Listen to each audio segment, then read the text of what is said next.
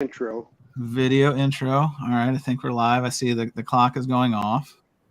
Perfect. I think we're good to go. Let me go load up my other screen just in case there's any kind of malfuncciones.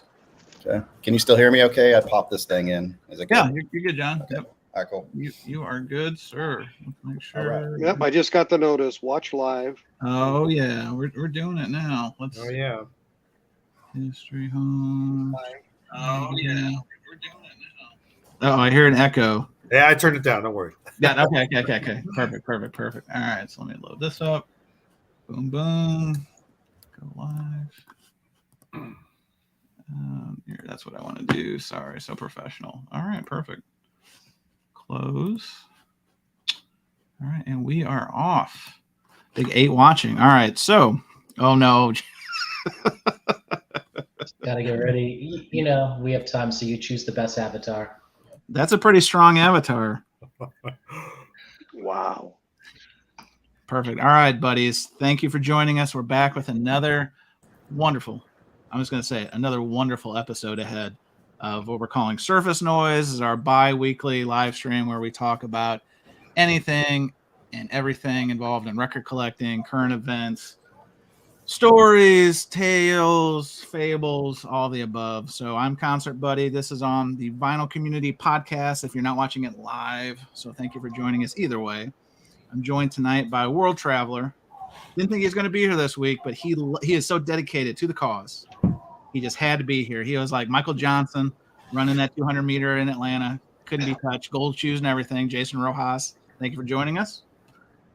Thank you, Chance. Perfect. And then we have a new face to the dais. He's been in the Peanut Gallery, I think, for a couple of these, but really excited to pick his brain on his record store day experiences down there in the wonderful Sunshine State of Florida. We got Music Talk with John. How's it going? Good. How are you? Wonderful. Then in the corner, well, that's the pre-penalty box, is one of the most dangerous men in the vinyl community. Some call him the outlaw. He's in that state of Texas. He's an audio excursion. You may have heard him. He's not safe and sound anymore, fellas. This is David Bianco. How's it going, David? Hey, guys. How are you? And then from the great state, the Empire State, the one, the only Arnaldo at Fidelios_frequency. Hey, guys. How are you? A+. And I want to say hello to everyone in the gallery. Oh, Norman Masloff is practicing some new material, it looks like. So we'll have to get to that one. Oh, I think my mouse just cut out. Let's get this going. There he is. Look at how do I subscribe? He's new to YouTube. Yeah. Donos. You new to YouTube? Yeah, you got to throw donos, I think, is the affectionate term. Actually, I'm not dono certified. I think you oversell a U2 record or something. I don't know. Maybe a UB40 or I don't know, something. Fleetwood Mac. David. Yeah, whatever. So for the first part of this show, like we've been doing, we're going to talk about a couple topics, end up on the podcast, and then afterwards we're going to dim the lights low and then open it to freestyle. But first topic, kind of current event-ish, is we just had Record Store Day, fellas. Record Store Day 2023. In what I'm calling probably one of the best lists I can remember in recent memory. Maybe you guys feel differently, but let's just go around the horn and kind of just get general impressions before we start kind of digging into what you brought back or what you had somebody else bring back from you in a couple cases here, which I know about. So, John, let's start with you because I know down there in your area in Florida, you've got a relationship going with the owners. I think it's called Kingfish Records. Is that the name of the shop? That is them. Yep. Yeah, they're over in Clearwater, Florida. Sorry, I have alarms going off. Yeah, it's they give me early access to the store, so they let me go in. Wow.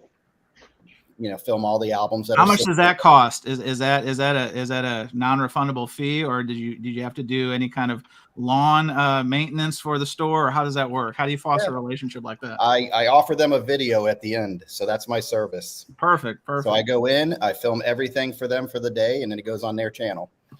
And then, you know, I film a couple things for my channel also, so it's kind of like a split thing. So yeah, I go in there. I'm getting better at it. I'm getting better at talking to the people.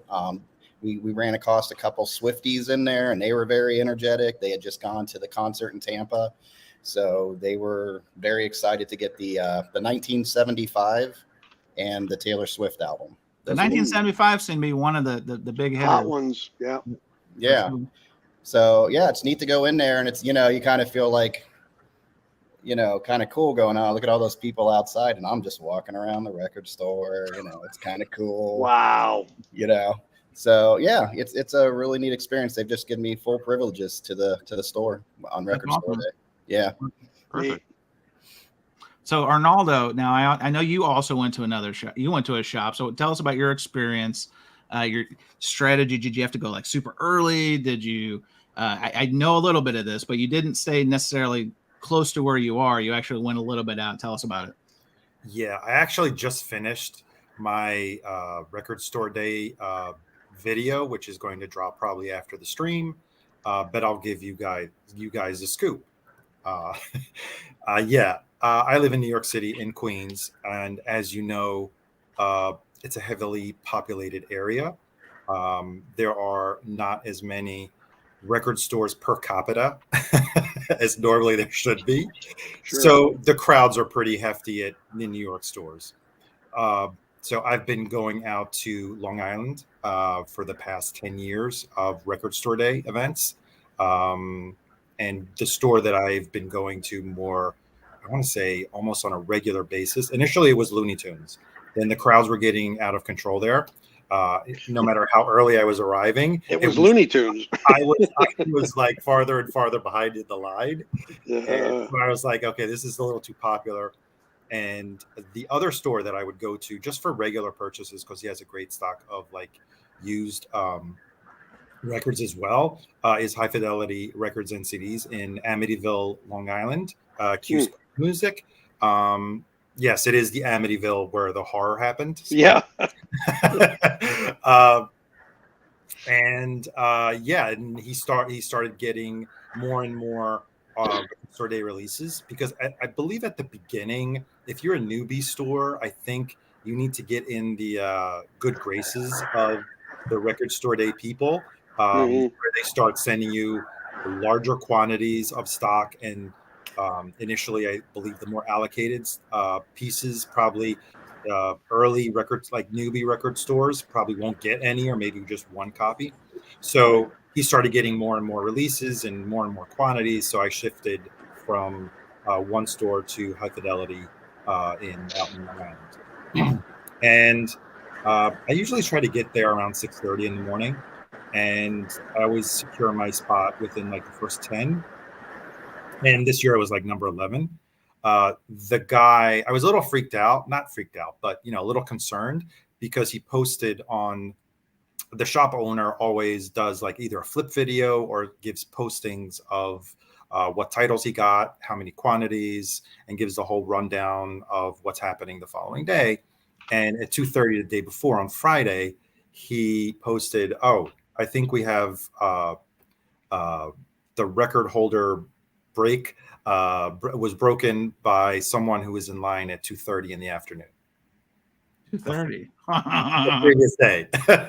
So, and he was there with his daughter, I believe. So I just like commented, I was like, well, why don't you just sell him the Taylor Swift and get it over with, like, spare this guy. He's like, no, he's actually here for the Lennon box set. So there were only 3 in the store. So I guess he got it. Hey, John, I think a little interference on your feed. That's why I'm muting you. So when you would come on, go ahead and just unmute. You cool? Yeah. Cool. All right. So before we get into our remote Record Store Day fellas, and that'll be Jason and David, and we'll hear kind of their ideas and what they've done, because obviously they wanted some of this Record Store Day goodness. 2:30 actually beats my record. I thought I was going to come on here and have a real big story for you. So Mr. 2:30 topped me. I actually, the earliest I've ever gone to Record Store Day for any year was usually, I think the earliest the record was 4:45. And there was a local store that would open at 8 a.m. So it wasn't a big stretch to be out there for a few hours. You got to bring a blanket, sit in a chair, talk to randos, all that kind of stuff. But this year, it's a little bit different. There was a title, and I'll get into it here in a little bit, that was very highly coveted. And they only made 1,000 of them. And if you do the math, it's like the Olive Garden commercial. I'll do the math, you do the marinara, right? Has anyone seen that commercial? Anyway, so 1,000 copies pressed, and there's over 1,700 independent record stores. So if you just do the math, there's not enough if everyone just got one, right? So highly competitive record collecting market as it is, flippers, and additionally, this title had a different market, probably competing for pieces, but we'll get into that anyway. So knowing all that, knowing it was a numbers game, went to actually the John Mellencamp show Friday night, had a splendid time. John had a nice performance for 71 years old. But then I started really thinking about it, even throughout the bat signal, that evening, anybody can look for this title, help a brother out. I rarely do stuff like that. I rarely will kind of go down that path. So then it dawned on me, it's like, well, why don't you go by one of your locals on the way home from the concert, see what's cooking. And this particular local, I've seen people line up as early as 9 o'clock the preceding evening for record store day. So I was expecting something like that. So I drove by. Well, first I went home, packed my stuff just in case. Came back, nobody's there. So it was at that moment, it was do it or don't. And I decided to do it. So at 10:52 Friday evening, I put that trusty Coleman chair down, my blanket. I didn't bring a book. I was a little ill prepared there. And I was the line. I was the only person in line till about 3 o'clock a.m. So anyway, we'll get into a little bit more of that. So for the folks who did not do record store day, Jason, obviously had good reason. You weren't even in the country. You had said on previous shows that you were going to use a proxy. So Yeah. How did that work? And did your proxy hook it up? We don't have to get into specifics just yet, but was it a successful strategy being so far away from the U.S., all those releases? Did your proxy hook it up? He hooked it up except for like 3 titles that he could not get for me. Okay. I'll just say it off the bat. Luckily, he got this one for me. Thank you. Boom. Taylor Swift. All right. You know, but he couldn't get 2 titles, and luckily, when I got back to the States, I was able to get the 2 out of the 3 that I could not get. So should I show them now? We'll get into it. We'll go back around the horn. We'll talk about the pickup. There were actually like 2 or 3 dealers in Den Bosch at the fair that were actually selling record store day stuff. Okay. I didn't see the Taylor there, but that thing was selling. I think they wanted 60 euros for it, and I held it in my hand, and then when I put it back, it just disappeared. Never to return. You know, that was like one record that I was like, oh wow. And then I saw the Eric Carr, which I was like, wow, cool. So I was like, welcome to the club. Finally, put that back. It was gone. Oh yeah. And then David, also, you don't have to tell us your plans, but I was spoiler alert, I was one of the people that you reached out and like, hey, if you're going throughout the bat signal, gave me some titles. So obviously, you know how it worked out with me. I'm assuming you had some other proxies. You put out some other feelers. What was your thought process? And you're on mute. I had 120% hit. 120%. I mean, that's beating the odds. That's yeah. Well, that's because I got you got one and somebody else got the same one, so I got 2 of one. Oh, that's what. Can I ask what that title is? The double up? It's the Elefante, John Elefante. Yeah.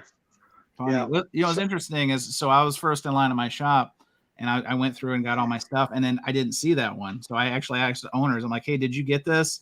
And I didn't know a lot about it. So I was like the absolute worst person to try to explain what I was looking for. I just said, Elefante. His name is Elefante. Lead singer of Kansas. Right. And they were just looking at me like I had 3 heads. So they're like, yeah, we don't think we ordered anything like that. The Elefante man. Yeah. I was just like, Elefante is like a Seinfeld thing. Elefante.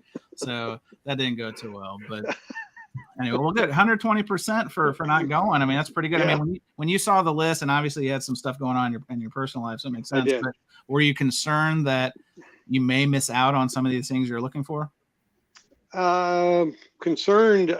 The one I thought I would have the trouble with was Nuggets, but that was easy. That one was easy. Oh, really? So was that like more available in your area? Because I only saw it once in Den Bosch and it was gone. Yeah, I don't know. I mean, I just it was the guy that got it for me picked it up in Lubbock, Texas. So I saw one in a store here locally at like 3 o'clock that afternoon, but he had already gotten it. but it was a higher dollar one, like $100. So, you know, those, you know, but it was I don't know how many LPs, 5 or whatever LP. 5, I think it was, yeah. And I think Norman Maslow already did a review of it, so I'm looking forward to getting it. So Perfect. that was the one I was thinking was gonna go, but Elefante doubled up, but that's okay. I mean, that's okay. Better 2 than Sounds 0. like somebody's got some VCLT in their future down the road.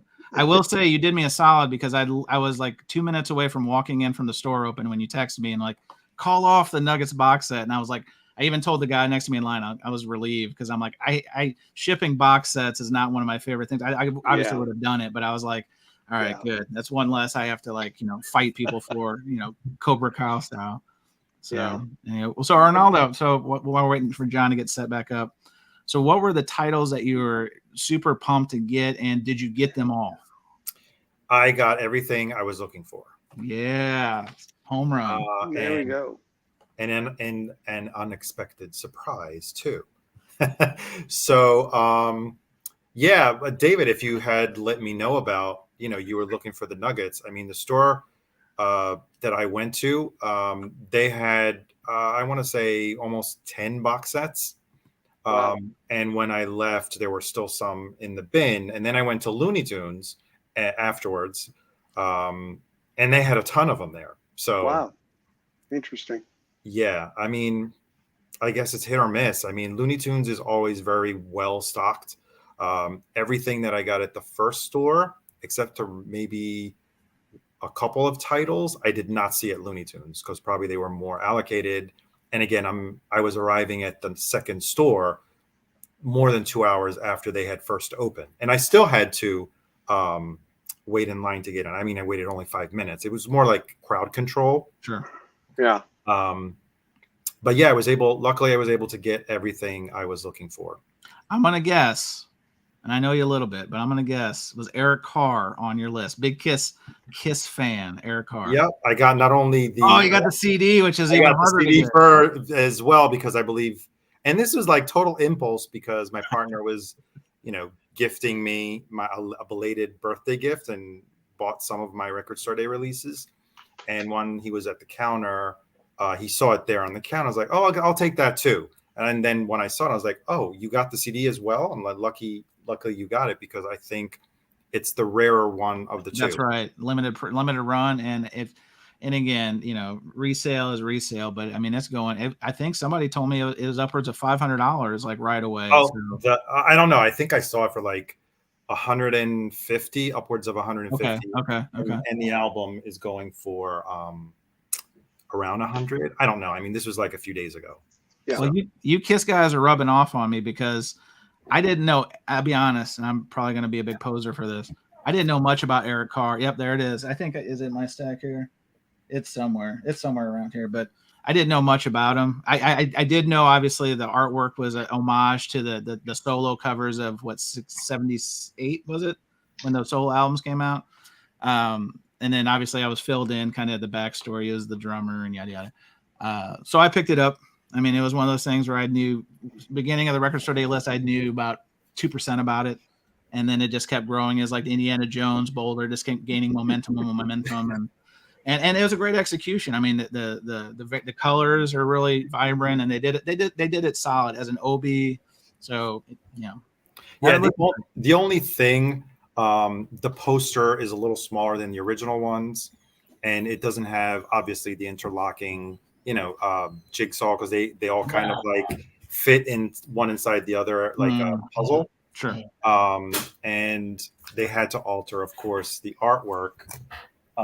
Whereas all of the original solo albums here in the upper right corner, they had the Kiss logo, and obviously they couldn't use that.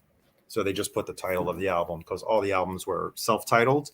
But yeah, all in all, I mean, it's an album of demos. Some are more polished or are more releasable. Yeah, I would say there's a few where the vocal track is actually a guide, like a vocal guide track. And Bruce Kulick, who produced it, kind of like post-produced it, could only do so much, you know. because some songs, I want to say about 5 of them are almost, fully fleshed studio, let's call it studio quality, releasable. Others are just like a labor of love. He put the best he could to finish the album for Eric Carr. So I think some people, I'm not going to name names, but someone was trashing the album. Oh, don't get it. It sounds horrible. It's muffled. You can't hear the vocals and all that. But that's how it always was. Right. Going into it, you shouldn't expect anything different from what was released already in, I think it was like 1999 when it was first released. Okay. So, it's a fan thing. So if you're a Kiss fan and you're missing it, you're probably going to want it. So outside of that, well, first of all, I don't want to jump to conclusions. Was that your most coveted get, the one that got you out of bed that morning, or was there something you were even more excited about? Well, I really wanted to get the Nuggets box set. I've been holding off getting that compilation for a while, waiting for the right pressing. I was like researching it, and then when they announced that it was going to be an expanded box set, I was like, oh great, I guess this is the opportunity. So I really wanted that, the Eric Carr. Sure. And then I don't know, I have a whole stack here, but I don't want to bore you guys with all of it. So Josh D is here, our friend Josh D, friend of the program, and he is saying, Arnaldo, name names. I don't do attacks. Entities. I don't do attacks. Let's not start any drama. Let's not start any drama. That's a different program. Yeah, that's a different live stream. Yes, I have a feeling that person is not even in the peanut gallery. No, it's all good. So John, what about you? So you had the insider VIP access. Like, how did that work? Did they let you pick some titles before the shop opened, or did you just kind of like, hey, can you hold this? Like, how did that work? Because you were filming footage, and then people came in, and I don't want to drop a dime on them if they did give you the hookup, but I'm sure there are titles you were looking for. So let's go about it a different way. What titles were you excited about, and what was like your favorite get? Well, my favorite, I thought my favorite was going to be the Art Blakey. Yeah. But, I have a second opinion on that. But next to that was the Billy Joel, because I'm a big Billy Joel fan, and I played part of the album, and it's just cool. It's like it's a freestyle concert. He's just riffing. He's imitating Joe Cocker. And if you're a Billy Joel fan, it goes right up to like Street Life Serenade. So it's perfect for me. But I had a different take on the Blakey after I listened to it. Yeah, it's a bad recording. I think they mic'd it improperly. It was over-modulated, peaked out in many points. But if you're an Art Blakey fan, it's kind of a cool album to get because he's mic'd up the whole time. So it's like the drums are always there. So I can hear what he's doing. So I found myself really getting into it because I could hear what he was doing. So I think it's an album for Art Blakey fans. Okay. It's a positive spin on it because it even says right on the album, lo-fi, and I've never seen that before on an album. And there's a whole explanation. The expectation's very low from a sound quality perspective then, huh? Yes. Yeah. Okay. If you want to kind of just focus on Art Blakey, then it's a good album for you because I'm actually I think I'm going to keep it now because I'm actually enjoying it now.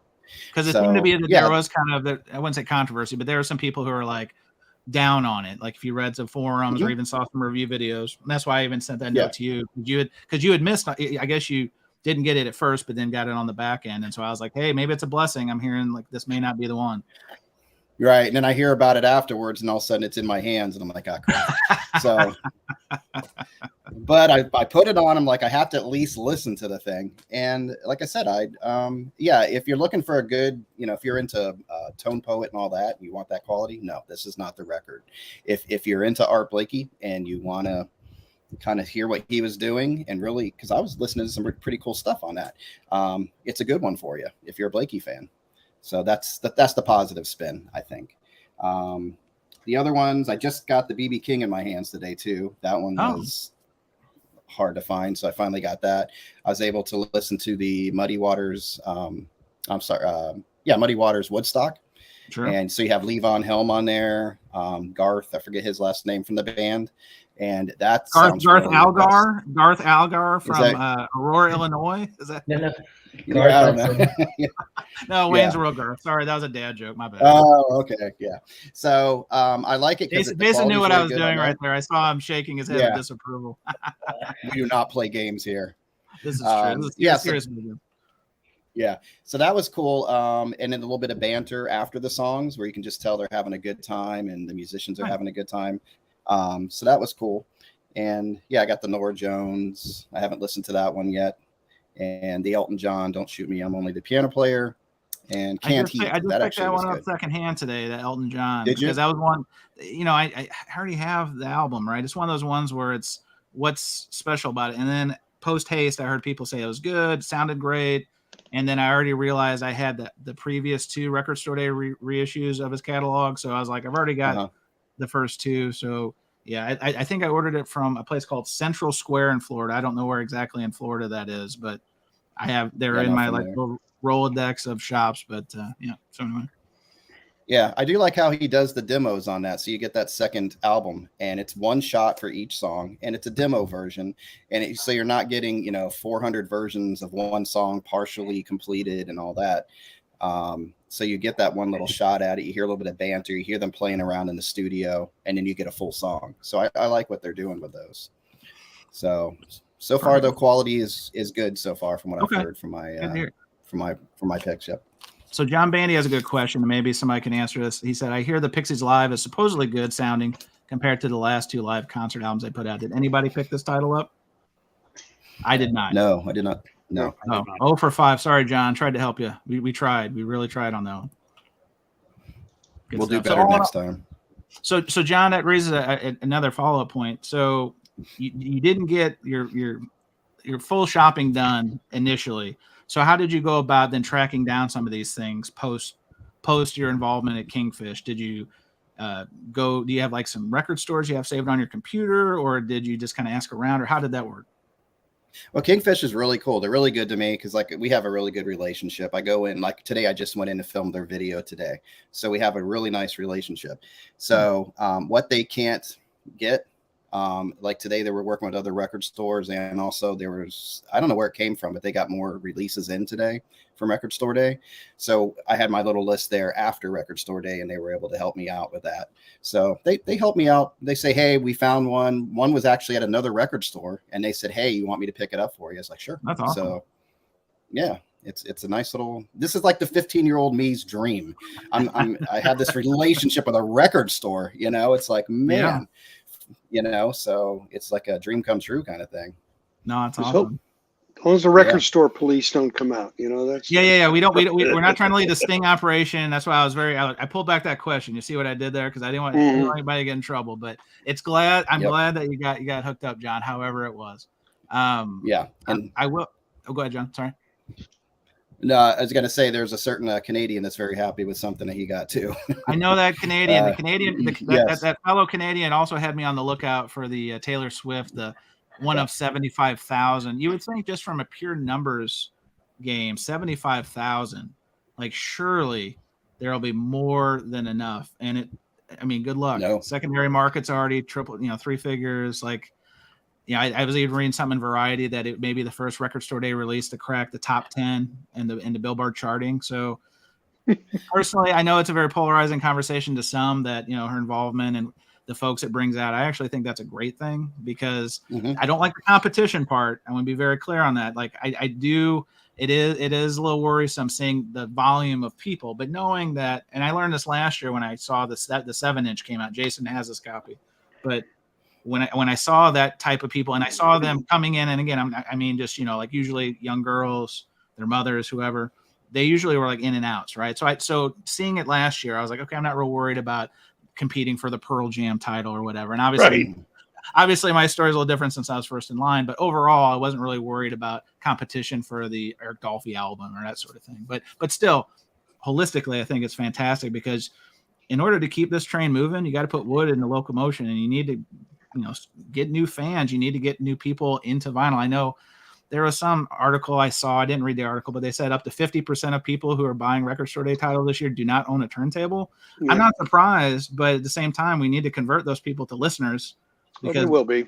Well, you would hope. They will. But pretty wild. So, Chance, if I may interject, when you guys were talking about the top sellers, yes, sir, and being in the industry, already on Sunday evening, our distributor emailed us the top, like the provisional top sellers, which Sure. probably is final because, I mean, of course, there's leftovers that still continue to sell on Sunday when the stores go live and so forth. But I'm actually looking at the list right now, and surprise, surprise, the top seller was Taylor Swift, with Pearl Jam coming in second. And then I was very surprised because I don't even know how many they pressed. Larry Levinstein was the third best-selling release of Record Store Day so far. What is that? That's 10-inch EP. 10-inch EP. I don't even know what it is. So David, what is it? Inform us, please, because I'm drawing a blank. Larry Levinstein and the Velvet Revival. It's a 10-inch EP. Is that the angry guy? I saw it on face? the There's list. one. Do you know how many angry copy face. requests of that? That's what I'm looking at. 7,500. 7,500. Yeah. 7,500? Yep, and No, it's Mac Miller's jazzy alter ego. So, so those in the know knew, and those not in the know are clueless. Boomer. Didn't care. yes, you missed Yeah. it.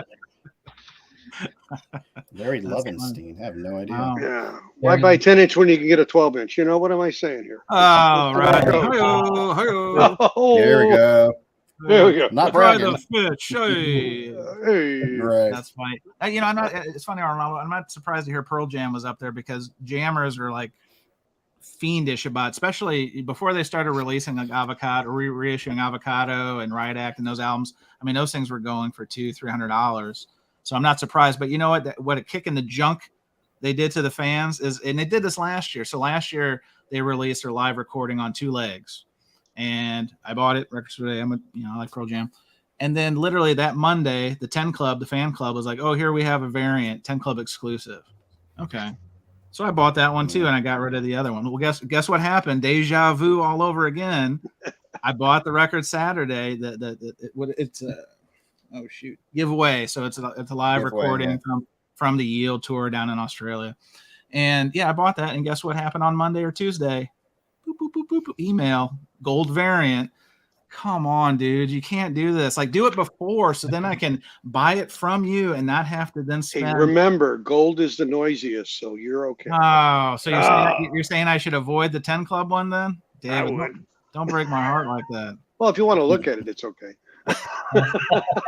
Remember that 50% that don't play their records? I think maybe that's what I do. Oh, Yeah, right. Oh, Like dude. picture discs, right? Oh, don't even get me started. I will say No. I'm going to give the Record Store Day organizers some credit because it feels like they are listening at least to some Bringing of that that down. chatter. Yeah, there was less picture discs. There's less what I'll call nonsense titles. I mean, there was still like Peppa Pig, and there was still some of that kind of riffraff. But to each their own. Oh, what do you got there, Arnaldo? I'm gonna make you big. Hold, please. Let's go. Yeah, the Cure. Oh, Cure picture disc. Look. Oh, Arnaldo. Double picture disc. Well, That's a double have album. Yeah. I got now I'm like, I got to finish the collection. They've been releasing. They've got you. Completists. They got you. Yep. So I think it's like 5 years now. They've been Yep. releasing a picture disc every Record Store Day, every Black Friday, and I'm like, and it's Sign a good me album. I think they were kind of smart. They started off with the lesser albums like Wild Mood Swings and the Greatest Hits collection, and now then slowly they're starting to put out actually the good ones on picture disc, where you're gonna feel bad if you don't get at least the good one because you got the least popular ones. Mhm. But Makes sense. So, Jason, before I reveal, and most of you guys know what I'm going to show here in a second. Jason, what were those titles that your proxy got the ones that you're super excited about? And did you pick those up as you swung through New York? Is that what part of that detour was? Well, there was like only in New York it looked like it was like ransacked. Arnaldo Walking Dead, post-apocalyptic. Yeah. I mean, seriously. Every time I asked about the miles, everybody would just give me a look like, no. You know what? And not to interrupt you there, but the last couple of years, the Miles ancillary release have been in the bins for like months. So this was the year I'm like on the corner. I like the recording. I was like, I'm gonna. That's on my like B and C tier. I'll pick that up later, maybe if a store has a sale. Son of a gun! Wouldn't you know? You cannot track down that Miles for the life of me. It's literally got to be one of the hardest ones to track down. So kick me right in the junk, Miles Davis Estate. Thank you. But anyway, I'm sorry, Jason. So continue, please. And so like I didn't find that in New York, and then Arnaldo actually like called this one store, and I called them like, and they were like, no, like nope, don't got it. I was like, oh no, like out of all the three that my friend could not get, and then before this live stream, I went to my local, and thank the record gods, you know. Oh, you got it. Of course, we got Rojas. Ah! So like I was holding it, and I was like, oh. But then, like, they had 3 copies, and this is like one of them. And I was like, "Please don't be warped. Please don't be right. warped." That'd be so sad. You know? But yeah, I mean, I'm looking forward to listening to this. You know, On the Corner. That's one of my favorites. You know, a little funkier side of Miles. You know. Sure. So. Well, congratulations. I also hate you a little bit because that's Why? the one piece that's missing from my trophy case. I can't track it down. I just can't. Oh, okay. So I'll go back tomorrow. Go get it. Yeah, right out of St. Paul, just right. flying out of. That's funny. So Christopher's got one too. So he said, "I'm surprised the Scott Weiland is so high on the secondary market. There were 4,000, and I didn't think anybody cared about it. They sure didn't back in the day." That's true. I actually had that CD, but I can tell you that I think when you get in those lines and people start talking and you know get a little bit more information going, there's that information share. And then I'm sure you guys have felt this too, is you're like, it might have been a maybe going into it, and then the maybe gets up to the must, and then you get in that store. And it happened to me. I thought I was a seasoned veteran, but I had like my sub list, and once I was in there, well, I'm here, boom, the TV themes. I mean, something that you know beforehand I was like, no way, but then I looked at the back of it, I'm like, oh man, I'm here. You're here. Yeah. So I did this. Yeah. I did the same thing after I was finished videoing everything, and the crowd was dying down. I'm like, oh, the boxes are there. It's weird how you can almost talk yourself into those things, right? Because you're like, it's here, and it's interesting, and it's record store day. You know, I think that's all part of the mental, you know, prowess, the mental, the walk you do. So. It's a battle. Like I'd like to videotape myself because I'm sure I was going, no, you know, pulling it up, pushing it down, pulling up, pushing it down, saying, no, I don't want it. Get away, you know. I was even trying to be disciplined this year. I had an A list and a B list, and I even did the prices. I went to Bull Moose, which usually Reese's, they put the prices up prematurely, right? So it helps you kind of plan. So I worked out my musts, and I was right on what I thought was my budget. I'm like, yeah, that's about what I spend every year, and I got them all. But then I'm in there. And that Jason had said, might want to get that Dolly Parton. And I was like, because I already had that Raphael Sadiq. You recommend that Raphael Sadiq? Oh, yeah, okay. That was on my A list.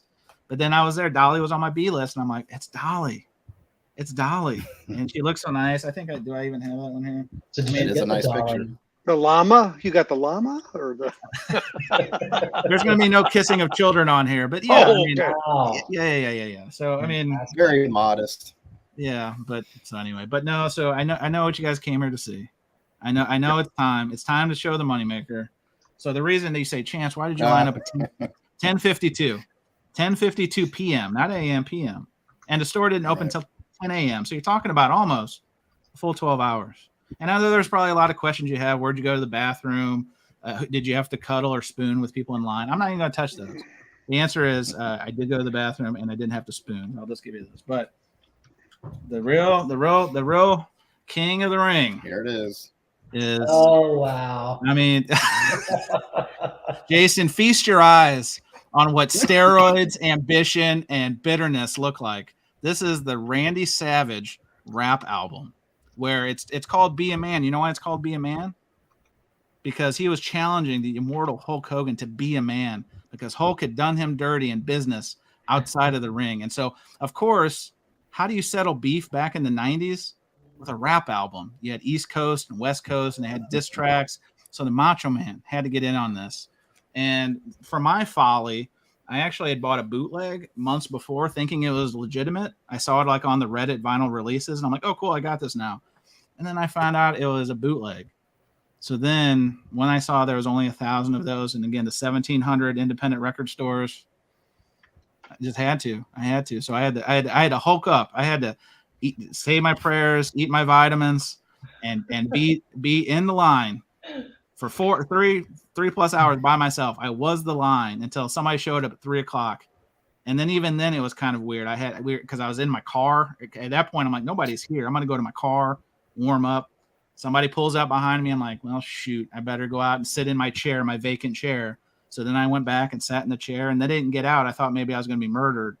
And that, so then they took off, and I'm like, okay, well, I'm just going to go back in my car. Anyway, so all in all, it worked out. But I will tell you that the other title I was super excited about, and it was a little pricey, I'm not going to lie, is this Van Halen right here, right now. Wow. This is the one So that back and forth on that. Yeah. Yeah, I mean, I had the CD back in the day. This is obviously the Van Hagar era, but I was very back and forth on the price point because it's 4 albums, $100, MSRP. I know some shops were charging more, that kind of stuff, but it's the sound quality even on the CD back in the day wasn't great. It wasn't mastered very well, and even on this, the first track is Pound Cake from For Unlawful Carnal Knowledge.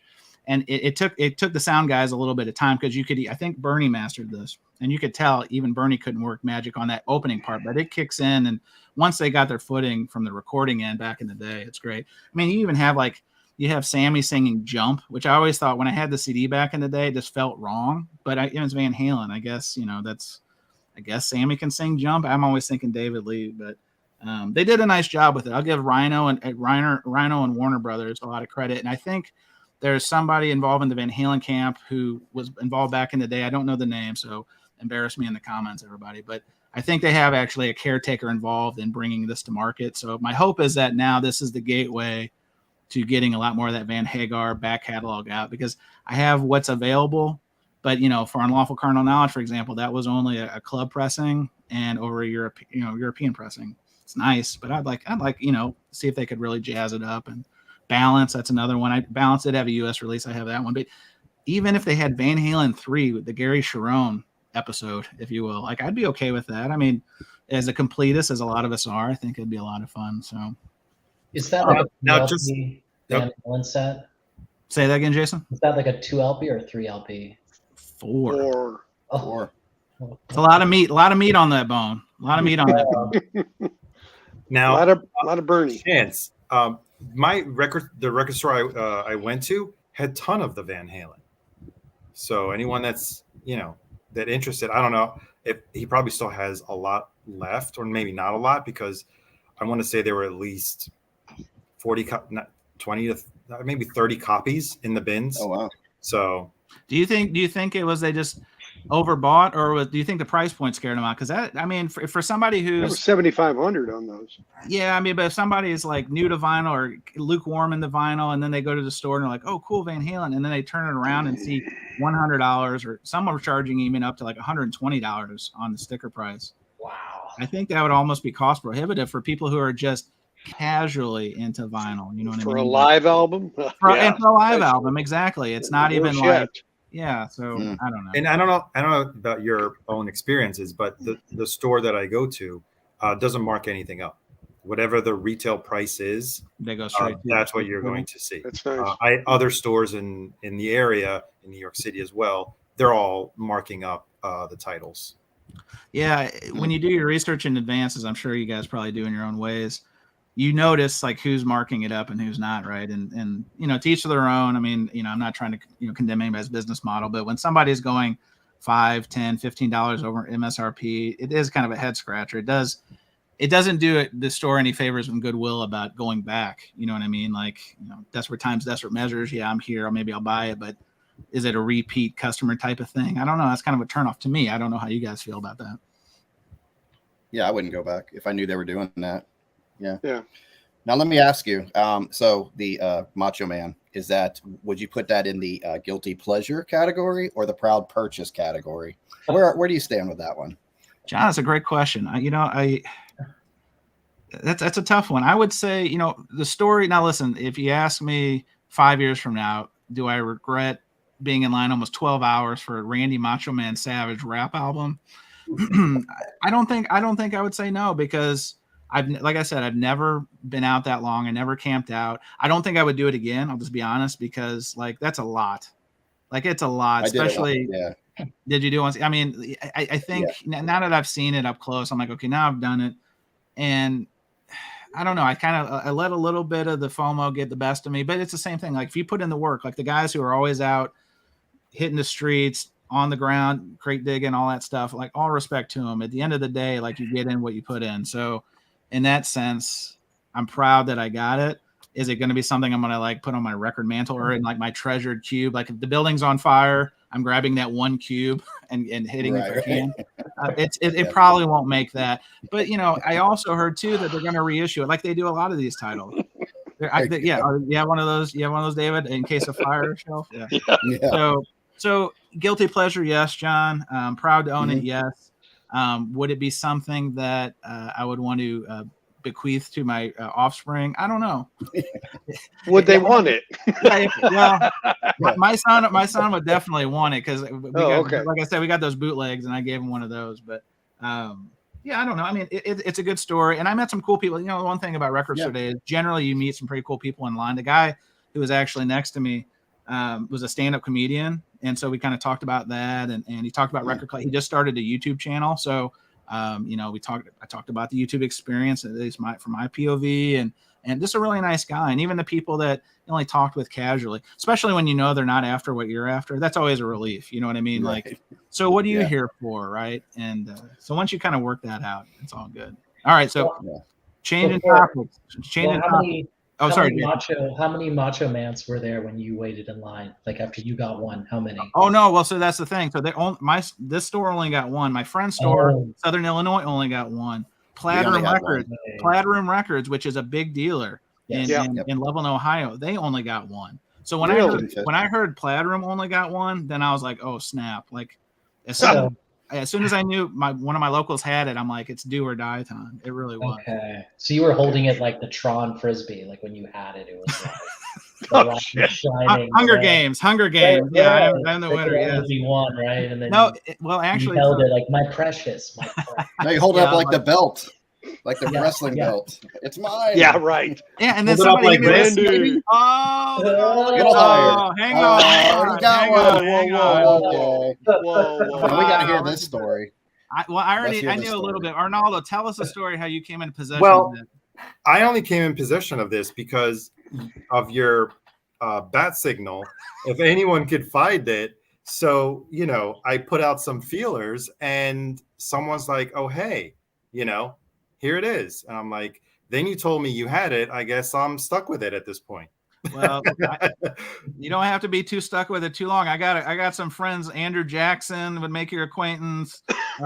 Ulysses S. Grant. We can talk. The dead presidents will be happy. No, I'm kidding. But I let you do the honors because, you know. Thank you. Well, it's nice to know that we've got two card-carrying members of the Randy Macho Man Savage Be a Man record collection fan club right here. Good stuff. All right, so let's segue for the last 10 to 13 we've got here. So let's talk about the Man of the Hour World Tour.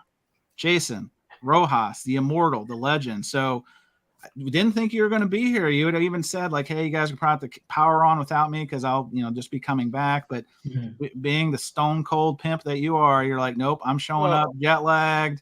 I'm going to be there. This live stream, Surface Noise is where my heart lies. So Jason, first of all, first impressions of Den Bosch. First time you went, was it everything you thought it would be? Yes and more. This was the 56th whatever version of this in Den Bosch. Used to be in Utrecht, so they moved down. If you don't know where Den Bosch is, that's an hour south of Amsterdam. If you take the train, the fair is actually in these two big halls, like really big, probably about over 550 dealers. Okay. And then in the middle of the two halls is a big like cafeteria where you could drink beer and hang out, eat food, whatever. And they had like musicians playing, some discussion going on there.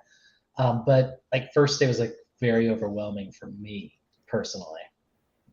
Like overwhelming how? Just the volume or the space? Or I mean, because you've been to Austin. Austin is arguably the biggest shop or biggest show in the United States. Yes. I would say like it's probably double of the Austin. Double? I think so. Wow. Okay. When I think about it, because like since like Austin started coming back after the pandemic, they didn't invite everyone back, or not everyone came, so it was like actually smaller than it used that Austin usually is. Yep. But like here was just like full on, like so many people, so much stuff. Friday, I just kind of walked around and just was kind of like looking Took it at in? this. Yeah. I didn't buy anything on Friday, to be honest with you, which shocked the group, which shocked like Michael 45, Nadine, Liam and his buddy Simon. You know, they were kind of like in Stunty. They were like, "You didn't buy anything?" No, Sure. I did not. Like I walked around and had a beer, and then got up after the beer was over, took another walk around, and I didn't get through everything on the Friday. So but you also, Jose, who's not joining us this week because he's better than us. No, I'm just kidding.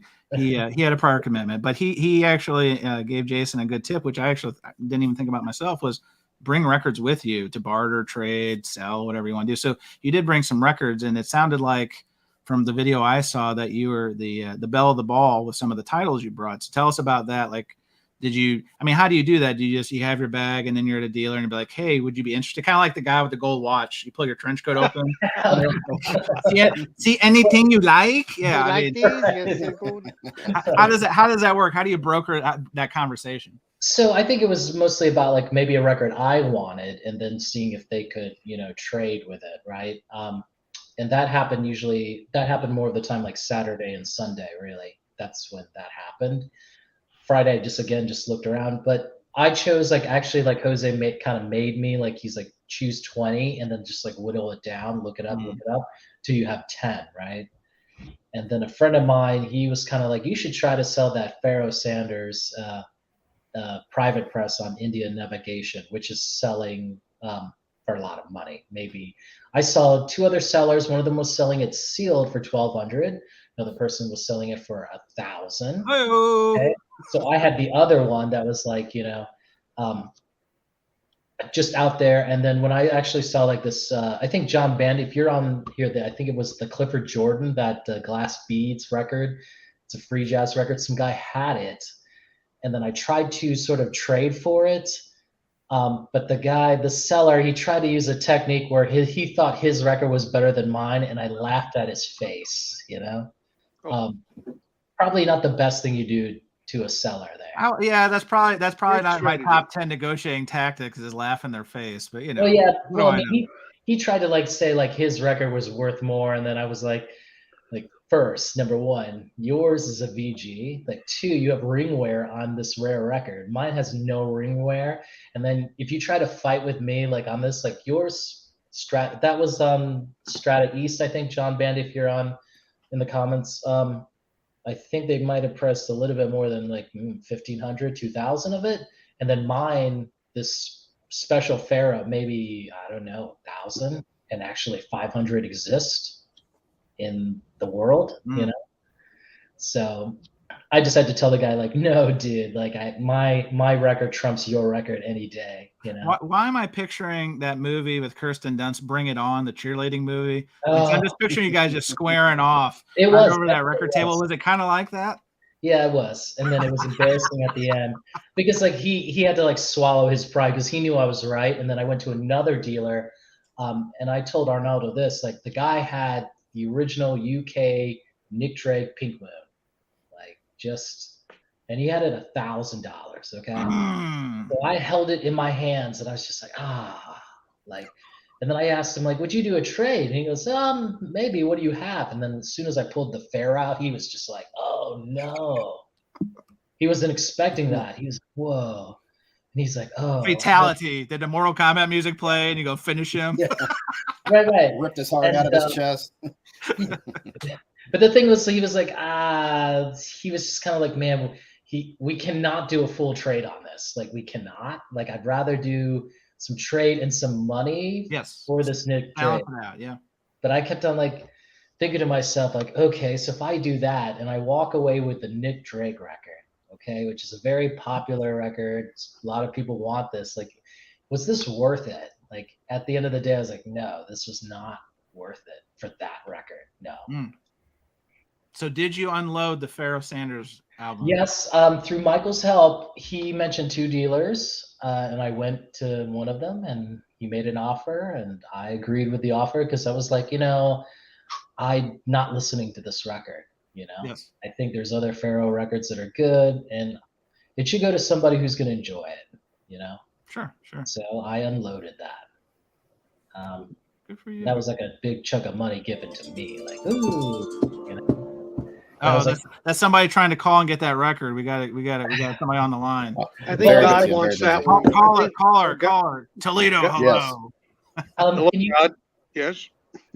Yeah. Can you highlight Jazz Bum Mike's comment? I can. Yes, Jazz Bum Mike. So that's I think Glass Beads Games is like a $500 record in VG Plus. Correct, but I mean, Mike, like Jazz Bum's Mike, like this guy had ringware. I should have took the picture of it because it was laughable to me. Like, there's no way my Pharaoh, could do an ultimate trade. Like, the guy offered the Glass Bead Games plus 200, and then I was just like, oh, I don't know, man. Like, I was like, I don't know about this. But 3 hours later, when I walked back, it was gone. So somebody paid the $450 or $400 for the glass bead. So they didn't have the willpower, the sheer intestinal fortitude that you had to say no. Well, yeah, I guess. I don't know. I just felt like the thing, and I was telling Arnaldo this, and I'd say, like, if any of you guys have questions, just ask it. Yeah, definitely. What I told Arnaldo when I went to visit New York, we can talk about that in a bit, but you think about it, the Netherlands, right? That's where this record fair was. So what's nearby the Netherlands, right? Germany, like Holland, Belgium, right? These countries. So what's the other one? Sorry, I said Ukraine. Ukraine? Oh, no. Jeez. David. Wrong live stream, David. Wrong show. So the thing is, like, if you think about it, like, what records are they going to have there? Records from those countries, okay? So what about the UK? Well, not really, because that's a little bit that way, right? Like across their channel, So then majority of the records, Germany, Belgium, Holland, Netherlands, right? That's what they would have. So then, like if I wanted UK pressings, that's going to be a bit hard to find that there. But they were there. Like if you were into King Crimson, those records were there. And I was helping like Liam and his friend because they wanted the court of the King, Crimson King, that record. And we would see the prices from like $430, $225, right? All over the 100, place. 60, like all UK, just different pricings. And like at one point they were gonna like just pay like 200, and I had to be like, no, absolutely do not do this. Like, number one, that record sold a lot. Like, no matter what, like not in the US, but in Europe, in the UK, like that was a popular record. We should be able to find it below, like 100, at least below even 60, if even possible, based on condition. Do not pay, hundreds for that record. It's going to be there, which, so they like, kind of calmed their FOMO on the Friday, and then they were able to find it later on Saturday. I think they paid maybe 40 euros for it. Oh, well, look at you. You talked them off. You saved them some money. That's the best part. They could have overpaid for it. And that is one of the worst feelings when you're at a record show and you think you got a good deal and you're happy with it. And then you go a couple tables over and you see the same record for considerably less. That's a kick to the solar plexus for sure. We'll call Jason the record whisperer. The record whisperer. Well, I mean, that was the thing. Like, I mean, with the other guys, other than Stunty, but he was not looking for those kinds of records. He was looking for more obscure records, right? And just between us, like, I mean, this is not like a dig at him. It's just, I think like we got along most of the time because like I wasn't his competition, right? I wasn't looking for the records he wanted, so therefore, we didn't compete. Knock heads, yeah. Yep. So he went his way, I went the other way to look for records, well, Patrick says they should have been looking for the German stateside King Crimson. I mean, they did, Patrick. So I think Liam or his friend actually got that one. So they were lucky. So I had a different approach, which like I don't think they've ever noticed before. Like I wasn't a person to like rush and just buy it. I was a person to just look around, see the prices. Feel it out, right? Feel it out. So, I mean, like, there weren't, like, that many American records there, but there were ones that they wanted, of course, like certain, like, rock records. was mostly like progressive rock, psychedelic rock. They didn't have too much of the soul records that Nadine wanted, or like some of the disco stuff. What about hair metal? I'm just gonna ask, like rap and stuff like Yeah, that. no, that was very popular. There was like a couple guys that had like Japanese pressings of hair metal. Like they were just, metal was popular there. And I tried to get Thor to come out to the fair, so maybe next year he'll go. But yeah, if you love metal, that was We got you. Okay. your world, you know. Nice. So, most important question I'm going to ask you, I think you know what it is. That Selector bag. Did you fill it? Did you fill the bag? No, I did not fill it. Jason, I lost the bet. Come on. Because I was more like I'm more disciplined, you know, and so I'll say this, like I think on the second day or Friday, later in Friday, like Michael, he came up to me and he was like, "Oh, Jason, you didn't buy any records or anything. I didn't see you, you know, are you not happy?" And then he thought about it. He's like, "Wait, you're a guy with over 20 years of experience of record collecting and buying.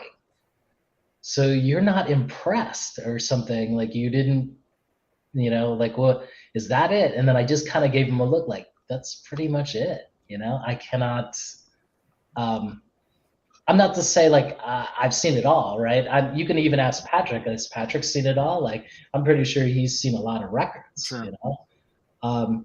And there were like things like I'd never seen, but I like wouldn't pay that for that, you know, I just wouldn't do it, you know? But I was there, I mean, mostly just to hang out with everyone there because, you know, that's taking my VC, my vinyl community to that next level, to meet them and see, you know, who they were in like real life, right? Sure. Makes sense.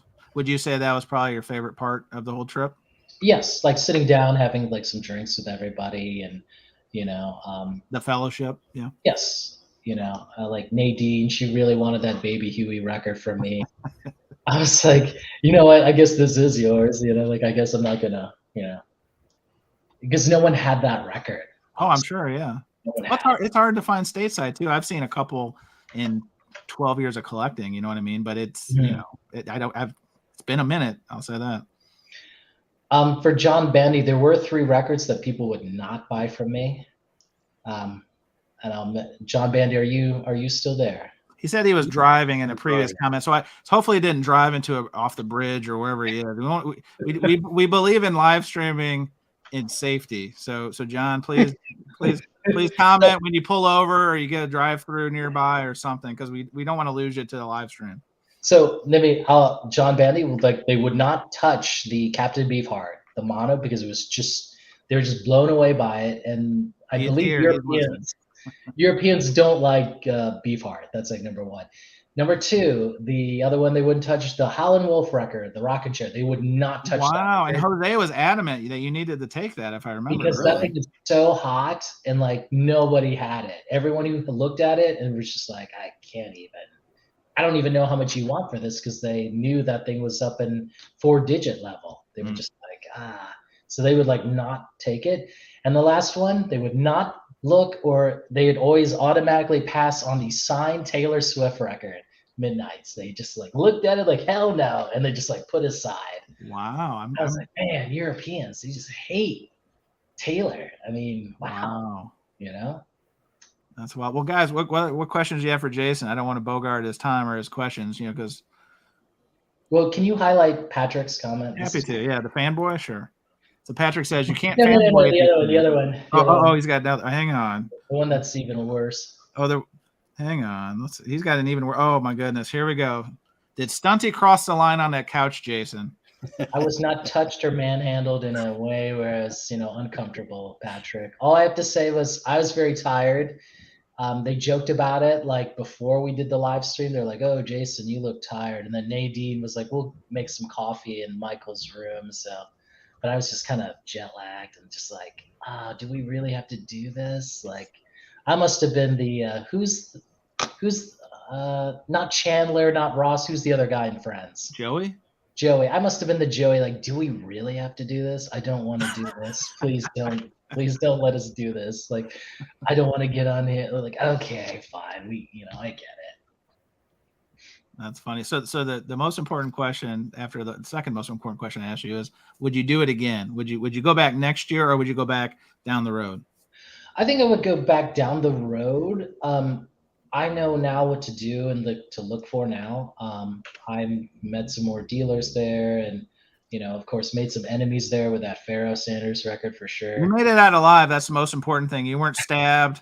There was nobody came at you with a sock full of like bars of soap or anything like that. Yeah.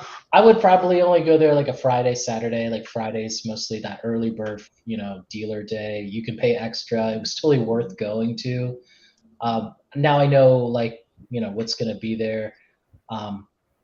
And then I would do a Saturday because people, I think they hold back. And then because Saturday is like the first public day, so they bring more records or more dealers set up there. And you can find like some better deals like on a Saturday too. But Sunday, if you wanted just to get these records, something most likely like they're going to take like 20-30% off, Yeah, because they don't want to carry all the stuff back. Yes. And like Sunday was the first time I've ever seen, like I've never seen that in Austin before, but people were like throwing boxes of records in the middle of the hall, like between booths, and like, it's free. And I was like watching a bunch of people run up and just like try to dive. Right. Get down now, go. Yeah. And I was like, I guess. I mean, if that's well, let's close this because now we're running on time, and then we can talk more about this in the freestyle part. But how about you give the people? Let's show what's the record you're most proud of picking up at the show. Let's close it there, and then we'll go into the freestyle part of the program. Sure. So let me go get it real quick. All right. I think it's a funny one in a way. It's a funny one. Is it Randy Macho Man Savage Be a Man? Is it? Oh, that's the one. Because I'll be really upset. I'll be really upset if 60% of the panel has that record. Well, just for Patrick, I got it. Patrick, you're lucky. Oh, hang on. 2-3 hours later. So Patrick, this record right there, yep, UK. This is the Tim Tom. And I said earlier, like nearby, they had like the German pressing, the Belgian pressing, the Holland pressing. Oh my gosh, it's just like, am I ever gonna find this UK version? And after 2.5 hours, here it is. So Patrick, we'll work something out. No money. Let's just do a trade. All right. Okay. So now the record that was awesome. Yes. Here we go. Closer UK. This is the red translucent vinyl. Funny story about this. So Saturday, like Stunty, he really woke me up early. Like he was already up before me, and then I was like, "Why are you up? Are you watching YouTube right now?" And then I was like, "Oh, was I snoring? I bet you that didn't bother you at all." But anyway, like we went to the fair early. We got there like maybe half an hour early, and then we got through the back way, and then they let us in. And then I see this look at Stunty. He gives me this look like I would say a child would when they want to do things on their own. Like he doesn't want to hang out. I'm like, oh. Well, okay, like no worries. Like you just text me when you're done looking or whatever. We'll meet up later. So he went one way, I went the other, and I go to this booth and I'm just flipping and I see this bad boy, and it says €25. Oh. 25 for original UK Closer, and I was just like, no way, you're joking. Like this can't be true. Like this is amazing. And I had this feeling, should I just put it back? Like I already own a copy. I'm like, I noticed that other people were looking at me holding it. It was shining. It was like glowing in your hands. Right. So if I put it back, like it would have just disappeared. Like this thing would have just been. Of course. So like I bought it, and then I could tell other people were very upset that they didn't get to it first. So this was like the ultimate score on a Saturday morning. Like just, so. This was cool for 25. Good stuff. Well done, sir. All right. And the last part, real quick, Chance. Of course. When I showed it to Michael was very displeased about this. Displeased that he didn't get it, or displeased? Yes, how? Displeased. Like, wait, how much did you get that for? 25. Where's the support here in the States, Michael 45? If you listen to this, which I don't think you would. We support each other. We are high-fiving. We're hugging. We're like Rocky and Apollo on the beach in Rocky 3, just embracing, celebrating the great scores. We're not giving our comrades scorn and bad looks. So I'm just kidding. Well, I mean, yeah, I mean, because that thing would, I don't know, it's what, selling for 100 or more or something. No, that's a great. But like, before we drop off, like, any questions, you guys, like, again, Yeah, fire it up. Anybody have any questions? Anybody, like, any questions? You know, What was the hardest part of navigating that show, because it sounds so big? navigating. They Probably give you a map with like Yes. dealer tables. Okay. Yeah, they do, but like I didn't really go after that. I just like walked around and like looked at the walls, what they, David, Mhm. how they would Yeah, show yeah. something like on their wall, and then I would Yeah. gauge like, okay, well, he's got this one, so I'll look through the booth. Or if I saw like the price was too high, like I was like, I'm not gonna go look through. I'll wait until Sunday until I look through their stuff. Sure. Gotcha. But there was like one dealer who had like a lot of rare soul stuff, and I think within the first day, like somebody bought the whole thing, the whole lot. Oh wow, one person. Yeah, well, yeah, and then Nadine felt like bad because she didn't have enough time to look through it.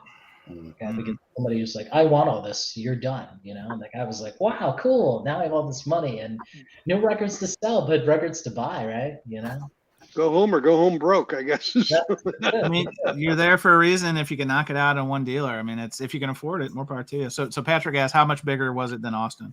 I think it's really bigger. I think because it's in 2 halls, Patrick. Like in Austin, as you know, it's only in 1 hall, right?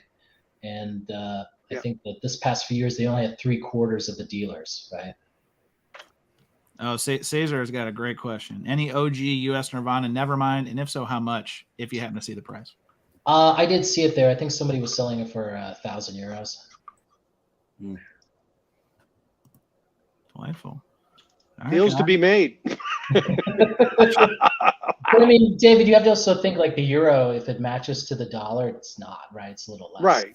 Well, yeah. But you could like actually like do well if you were like just like if you did what I was doing, which was again like bringing 10 hot ones and then trading it. Like on my last Sunday, like I traded like 2 records for 1, and then he bought the other 2 records, another set. But that's the only way I could do the deal. Otherwise, he wouldn't have taken everything, Sure. So I had to take a hit, in order to make money, Makes sense. All right. Well, let's go ahead and wrap it there. Obviously, we're going to continue the conversation on the freestyle portion of this live stream, but what a great conversation. Hope you guys had a good time. Concert Buddy, wrapping it up. Again, thanks to my guests here on Surface Noise, Jason Roxas, Jetlagged, half-filled selector bag. A lot of great memories. JL. That's right. That's right. Music Talk with John. Thanks for joining us for the first time. Great to hear from you. Obviously, stay on for the freestyle, of course. Yeah. David, Audio Excursion. Thanks for having me. And then Arnaldo over at Fidelios_frequency. Thanks for coming in, pal. Thanks for having me, Chance. And buddies, thanks for joining us. That'll wrap it for this presentation. Boom. All right. Awesome.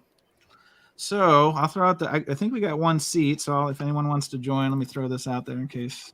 No one wants to ask the hard questions. Why not? Come on now. What did you want to hear? What did you want to tell us? I didn't know much about it. I So want to I'm tell learning. should be like, no one want to ask like, what are they like in person? Like, are they? Put it in the private you're chat. talking about the OBC Jason, and people? I'll ask you. Well, I wouldn't say like OBC, just VC in general. Don't do that, Chance. Come on. No. I'm just trying to understand the context. Yeah. So you've been to Austin. Yes. Now I've been to to Den the one in Bosch. New York, right? So. I already asked all the questions, so I already know all the dirt. Arnaldo's a snacking. He's feasting. He's already had the interview. Well, I mean, Arnaldo asked like he actually asked a lot of questions, and I was like, oh, like this, like that. But I've been to like a lot of record shows. I think I didn't really answer your question, Chance, about like would I go back, or I'd actually go to a UK record show to see. Interesting. Okay. See something. I go to, if you want a UK stuff, you don't go to the UK. I can tell you that after being there a few weeks ago. Really? Okay. Yeah. You want to get UK stuff, go to Japan. Okay. That's where it's at. They have block, stock, and barrel. So let's talk about that real quick. Like, Yeah. Throughout like the 90s and 2000s, like I saw a lot of Japanese dealers, like buyers. They were like buying up all the jazz, right? So like these past few years, they've been buying all the soul records, okay? Mm-hmm. Which was crazy. I was like, wow, okay, so now they've they bought this. Now they're going to move on to that. Jason, they're still buying jazz. I'll tell you my story in a little bit. So that was like nuts. And then I'm like, man, like, and I guess having all that money to do that and curate it and, but David, if they're doing that, then so like I would love to go to Japan. Yeah, I've talked to a couple people that have been in Japan in the last 5 or 6 months, and man, it's easy pickings and reasonable. That's good. So Jason, are you looking to go to another show outside the country next year? Is that how your mind works, or do you how do you space out these kind of travels? Because I mean, traveling domestically is one thing, but obviously it's a little bit different proposition to go outside the country. Well, next year, like my friend, he's starting to open up his store that's based in Brooklyn in the UK. So then he actually asked me to go to the show that's on May 7th in Bristol. But I was like, no, I want to go to Den Bosch first. So, maybe next time I'll tag along with you to the Bristol show. So, but I don't know. It's all about like just making connections with people within the BC and, visiting them, going to a record show, so. Well, Jason, the number one question it seems that we're getting from the gallery is they want to know what record you got. Okay, so give me a second. I mean, everyone knows that I got this one. This is the main one. Arnaldo, what was your story you kind of teased there? What were you going to say? So the store that I usually shop at, the same store in Long Island, regularly posts, new records that they're getting. And I don't know if you ever heard of Michael Franks. He's like vocal jazz from like the 70s, performing. And there's this one record that I was missing. I have a few of them, and I was missing one of the records called Sleeping Gypsy. So I saw him post it the day before, and it's not an expensive record. And typically, if there is something that I'm really looking for, I'll just shoot him a message like, hey, can you put this aside? If it's not something super rare that he doesn't do holds for, but if it's like an ordinary record, I can ask him, hey, put this aside. Next time I come, I'll pick it up. So it was Friday before. I was like, I'm not even going to bother him. He's probably swamped in record store day boxes, and I'll pick it up tomorrow. No one's looking for that. So as I'm done with the record store day shopping, I ask him, hey, Mark, because I know exactly where all of the new arrivals are. And I'm flipping through the beginning of it. I'm like, I don't see these two records that were both from Michael Franks. And I'm like, hey, where did you put the Michael Franks that you posted yesterday? Oh man, I'm sorry, it's gone. It sold yesterday. I'm like, what? I was like, yeah, I had someone brought in the entire Michael Franks discography, and these Japanese guys that were shopping bought them all. They're like all $2-3 records. And I'm like, what the hell? You son of a bitch. But guess what? Karma kind of was looking after me. And when I went to the second store after, Who's Carmine? No, not Carmine. Carmine Falcone. Yeah, I know. We're gonna talk about Carmine now. Okay. He's my uncle down in Little Italy. Yeah. So I go to the second store and I'm flipping through their new arrival used section because I already had gotten all the record store day stuff, and lo and behold, there was another copy for me. So I guess it worked out. It kind of worked out. But yeah, to what David is saying is like, I don't know, maybe they are record shopping here and they bring them over to Japan because, I mean, this is a store in Long Island, in Amityville, Long Island. It's not like a store that's in New York City. Sure. So maybe they found out where all the good record stores are and they're like scoping about. They're, doing record shopping. I mean, I've seen that like when I go to the Chicago Hillside. It's kind of close to the airport, so you have a lot of international buyers that come in and a lot of Japanese folks, a lot of language I couldn't even identify. I'm not going to pretend to know. So it has that international flair, but I always assumed it's because, we're by an airport. And, like I'm sure there's some like high volume deals, kind of what Jason was saying about somebody coming in and buying a whole booth. Like I've seen, not to that extent, but I've seen some like people walking out literally with boxes from vendors. Like, I don't know if those were prearranged deals or whatever, but it all goes to what we're talking about, the competition. Like competition is the used records they're just getting harder and harder to trace down. So that was a topic of discussion too, when about that. Like it seems like the source is drying up. It seems people want to keep the records, that they really love. They're not willing to sell it, right? So these are again collectors, right? and then trying to find like, records in the wild, right? That's getting harder because again, nobody wants to just let go of these records, right? Well, who was it? Stunty made a good point. I forget where I heard it, but he said that usually the records now are coming up, at least the highly sought after ones.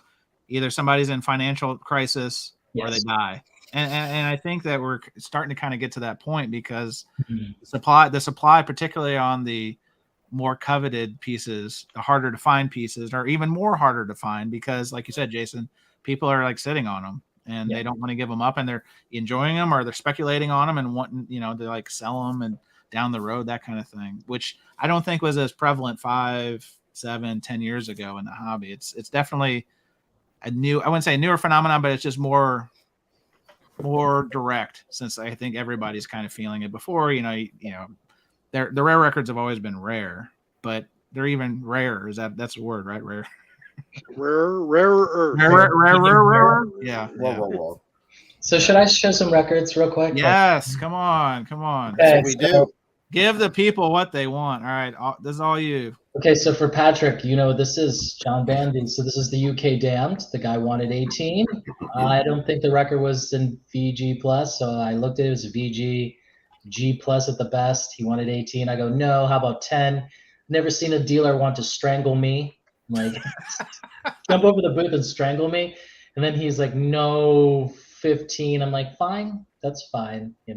When I'm never gonna see this, for less than 100. Come on. Jason, the only thing I'll say there is I'm glad you didn't say he wanted 18. He didn't get 18. You see some of these younger YouTube people say that, and it's like they think it's such a put down. But come on, anyway. These are two. This is Giorgio Moroder. This is all right. Look at that mustache. Look at that thing. Wow, that's just amazing. So he is the godfather of that whole disco Daft Punk kind of sound. Sure. Yeah. Record. Yeah, step back. Yeah. And of course Trio, which they do that song called da da da. Yes, the commercial. Yep. Mm-hmm. So when I pulled these out, I bought them for €3 each. Like both Michael and Nadine, they were like, "Oh, Jason, please, why are you buying this? This is a very common record in Germany." I'm like, common in your country, but not. I'm not in Germany yet. Yeah, so hello. Look, guys, I know, but I mean, I don't have from here, Wow. so I need, I'm interested in the Price is Right, And Jason, Jason, you want to add when we met at A1 Records yesterday, what was on the wall?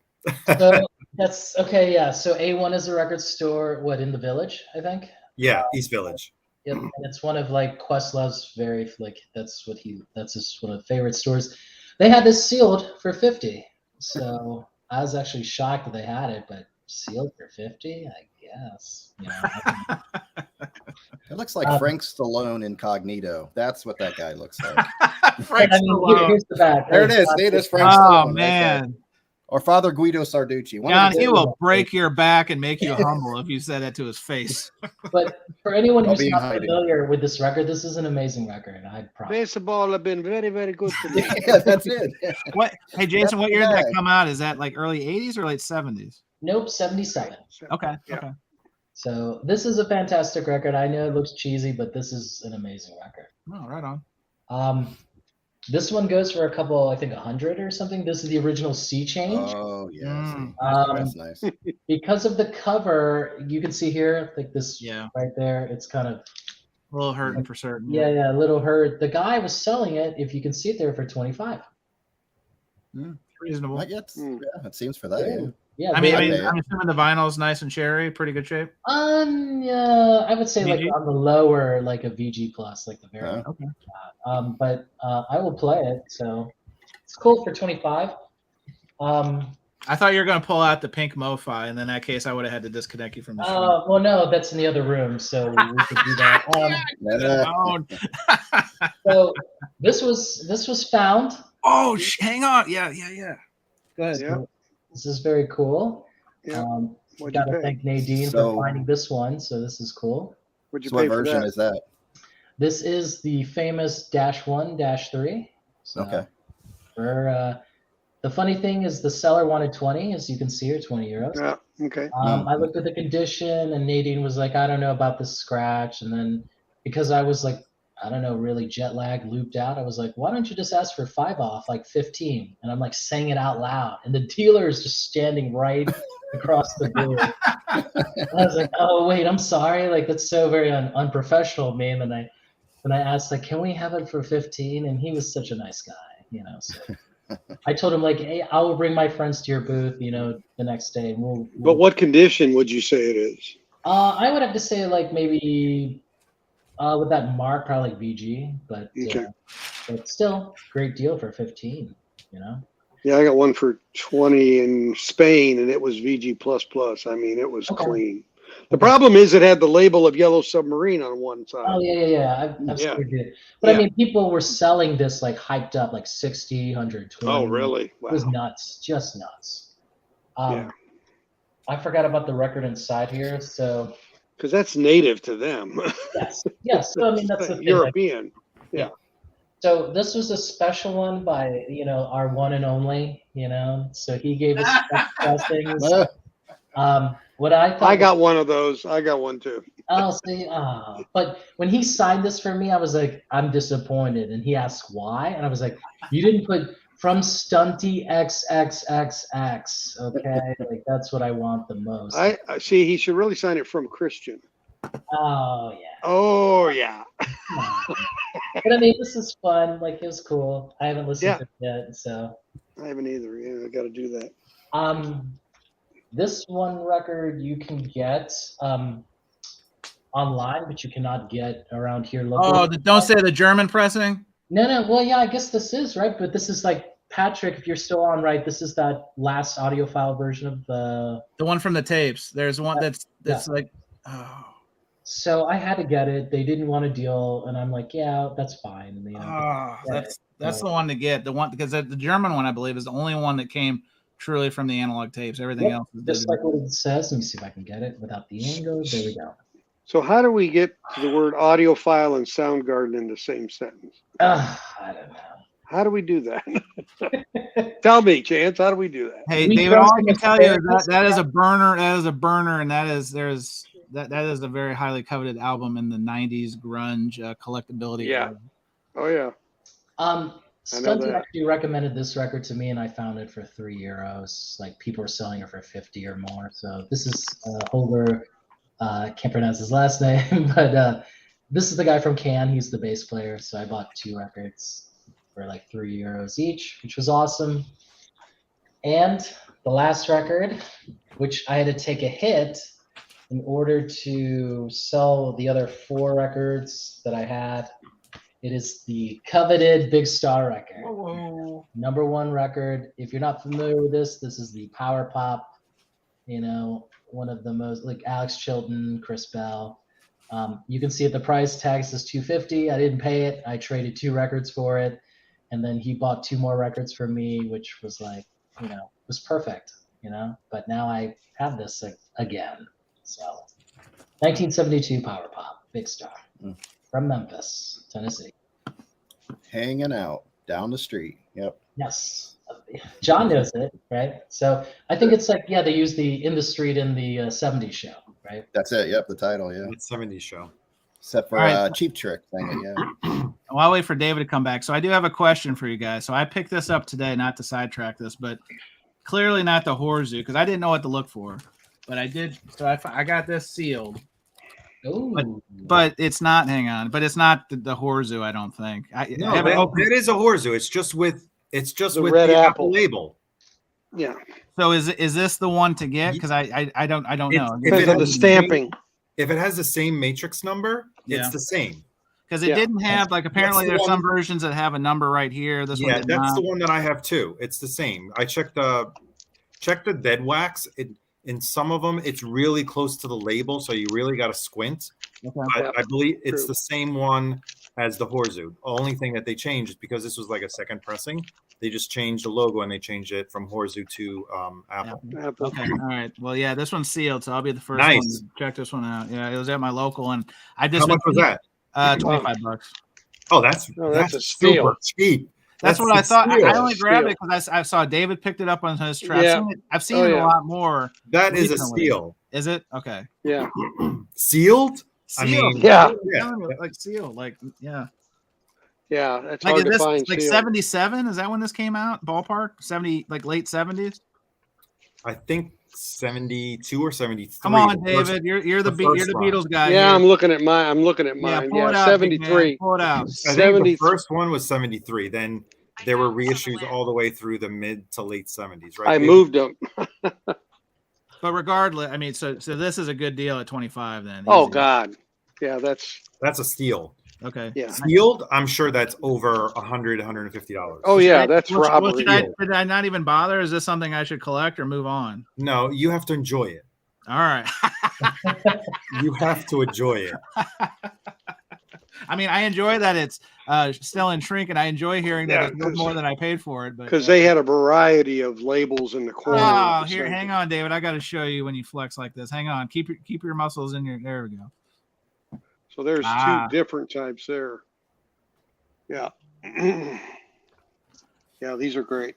See, Patrick is Unbelievable. exactly right. That's what I mean. Do I break the seal on it and then open myself up to disappointment, or do I just speculate? How tight is the shrink on that? Is what I was worried It's about. a little loose, so that Oh, gave okay, me good. that made me That's feel good. better because that That's means good. it's not, there's probably less probability of warpage that way. Well, here's the thing, Chance. In Europe, I believe the shop owners sealed the records. When the distributors sent out the records to the retailers, they are all unsealed. Okay. And the shop owners would seal them. Maybe someone in the gallery can correct me, but in the UK, most copies are always unsealed. And the store that I used to buy from when I lived in Italy, that would buy directly from the importer, all of their UK, Netherlands, and German pressings were all unsealed. Good to know. So, David, you have 2 copies or more of this? I have 2 copies. And one of which you just picked up on your trip. Yeah, 24 months euro. ago. Yeah, yeah. So I paid, 24 euro, and mine was open. So, you did great. Well, I wish I did Great. a Soundgarden German pressing great because this is the first. Jason, you've shown some cool records I've seen before, but that's the one that I gotta be honest. There's a little envy in my blood right now because that's Soundgarden. That if that's the one I'm thinking of, if that's Yeah, I'll have to check. But Patrick says you have to look at which version. I don't know, Patrick. If you're there, can you comment on that one? Yeah, he was saying something about the 320. I don't know. Yeah, the 320. Yeah, that's the one. If that's what Jason has, that's the one to have. That's akin to on a lower level your Blue Zeppelin, honestly, because it's like a one of one. I mean, it really is. Well, I used to own the orange one, which is like the orange vinyl, which is but that's like a first. That's easily more common than what I think you have there. If it's the 320, I'm telling you, it's like a $400 record. David's So getting the record gods were shining on me that day. But because I didn't buy anything on Friday, I was just kind of like, oh man, this thing's Well, and I would have thought too, because Friday is like early dealer day, right? Is that like early bird essentially? Yeah, and but that's like a good time. Like if you wanted to scope out, you wouldn't get deals there per se, but if you were trading, that would be the day. Like, oh, I want these, hold them, and then come to my booth and see if we can work something out. That was like the day. I think Michael showed a couple records on his live stream that he bought. Like he bought a first pressing Ramones, which was amazing, but he paid a lot of money for it. Well, yeah, because he got Rocket with whatever that Rocket to Russia or whatever it is. Is that the one he showed? I think I watched a little bit of it. No, he got the first one. He got the first album. Okay. David, are you alphabetizing your records? What are you doing there? Yeah. I appreciate multitasking, but you gotta show us something or what? No, I was looking at these sealed colored beetle stuff that I've got. Oh. There was a sealed blue one where I was at today, but I got a sealed blue one too, and I got a sealed white one. Like sealed white album? Yeah, they made a white vinyl. When they brought these out, they brought out 3: red, white, white, and blue. Yeah, essentially. Yep. Check you out. Yep. So $9 back then. Wow. Yeah. Nice score. Yeah. Are those US pressings? Yes. Colored ones? Yep. Yeah, they're US. I bought these at the time in the day. I've got a Horzu revolver as well. That's what I was actually looking for. John, where do you fall on the Beatles thing? I don't think I've ever really heard you talk more about Beatles, like in your videos and stuff. Are you a fan? You just doesn't really move you? Where are you at on that? Yeah, I have everything by the Beatles. I don't have all the UK stuff yet. Sure. Yeah. Wait a minute. Well, when they released them here, I guess they were the UK versions. So, yeah, I have mostly reissues. I have the suitcase one that should have been the butcher cover. I have that. Oh, sure. Just to have. It's just a cheap copy of it. But no, I'm a big. I love the Beatles. I think they're awesome. Yeah. They re-released a bunch of these here. This like 3-album set of Beatles masters in mono. These were like $70, which wasn't outrageous. I think In-Groove Mike I like. didn't get that. Could you try again? Freaking what? Hey Siri. Everybody Kiss my ass. Oh, now my phone's talking. David's using artificial intelligence to help him organize his record collection. Well, most of my intelligence is artificial. So I'll tell you though, if you like the Beatles, this is a great comp. It's a yellow. It's not the original Yellow Submarine, but it's got a ton of it's got a ton of extra songs on it. Yeah. Is that the is that the yellow vinyl version? Yeah. Oh, I don't have the yellow vinyl. Yeah. I'm gonna throw mine out now. Just throw it in the trash, John. Just walk out, open that garage door and just throw it in the street. This is not yellow. Disgusting. Hey, just go piss on yours and you'll feel good. Yeah. It's going with all the Helen Reddies. You know what?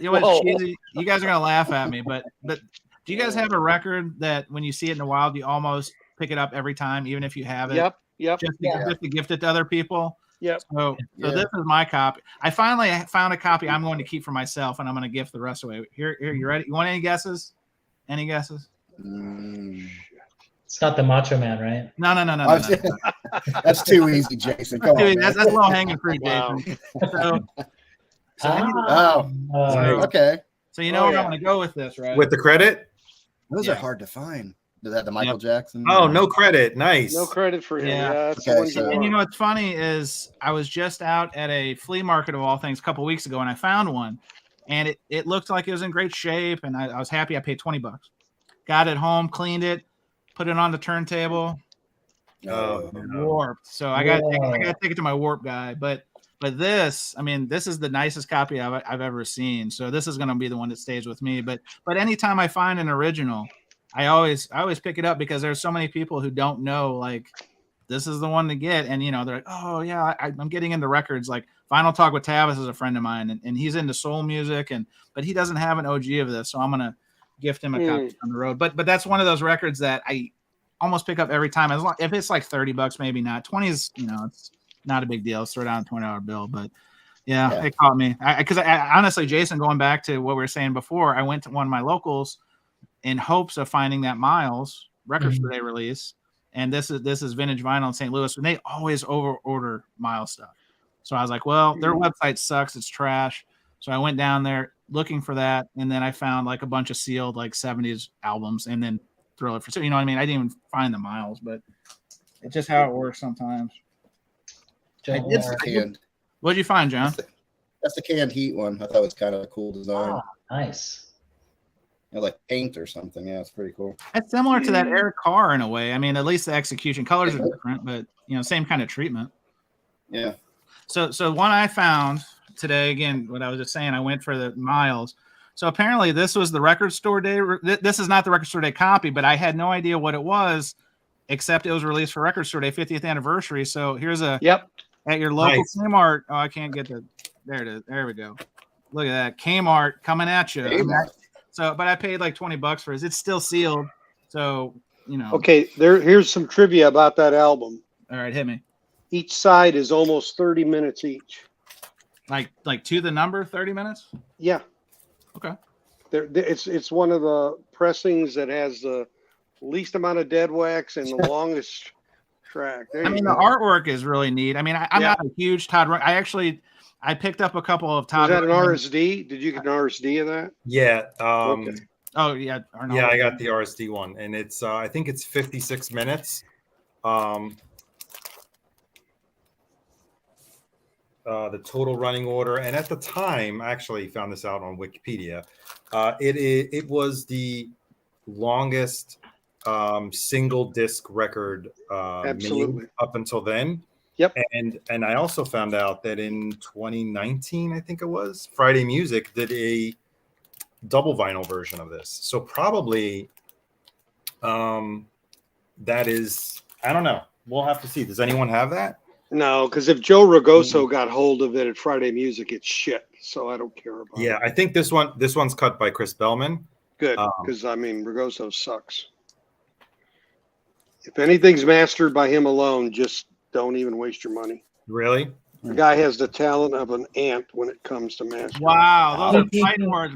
Man, David after dark is just not holding back. I'm sorry, man. Yeah, Don't ever. I'm just telling you, don't waste your freaking money. David, do you have an adult beverage? Because then it'd be David drinking after dark. We could like do a whole. Nah, just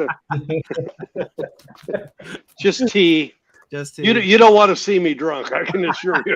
well, when we're down in Austin in a few months, we'll see what happens. Yeah, okay, yeah, it'll be Rocktober, right? Rocktober. That's right. That's right. Oh my god. Oh, so John in the Peanut Gallery said that it's very close to the OG, so that's good. Great. Yeah, I got the Something Anything on 4 LPs. Yeah, I got that last year too. Oh, hang on, David. I'm learning. Hang on. I think I know what that is. Hang on. All right.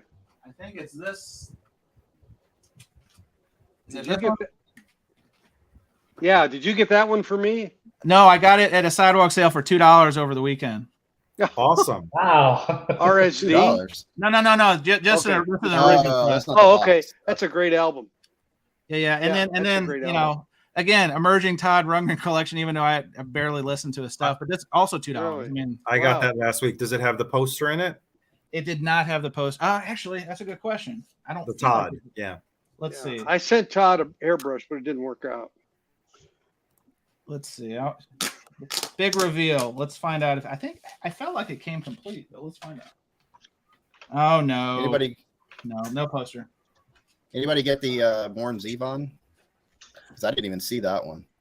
I did not see it. I wasn't, but I went to my locals today and I didn't see it, but I'll go to like the other local. And I'm a nice guy, right? I'm not a horrible passive aggressive person. So if I see the Miles for chance, we'll get him that copy. Oh, There you Jason. Man. My store might have had two also. Yeah, I have to look. You guys are just rubbing it in my face when you say your stores had these, because literally, like you play the game, like after record store day, then I'm like, okay, did I miss anything? Or in public opinion, like I was on the fence about something, like that Elton record I was talking about before.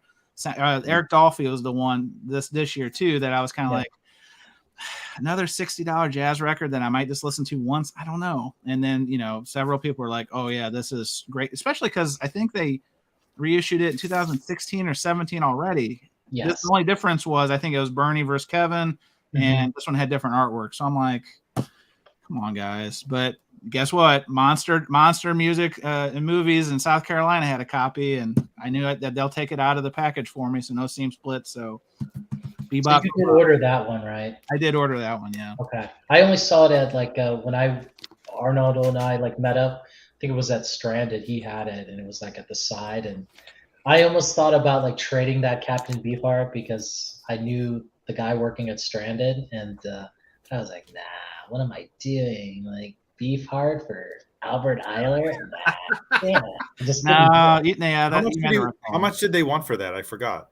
They wanted like 160 for it because I think, correct me if I'm wrong, Chance, isn't that like a 3 LP, the Albert Eiler? The Albert Eiler, I believe, is 3 LP. Yeah, that sounds right. So Arnaldo, sorry, real quick. Did you have the Wizard of True Star double album? No. I actually was researching it.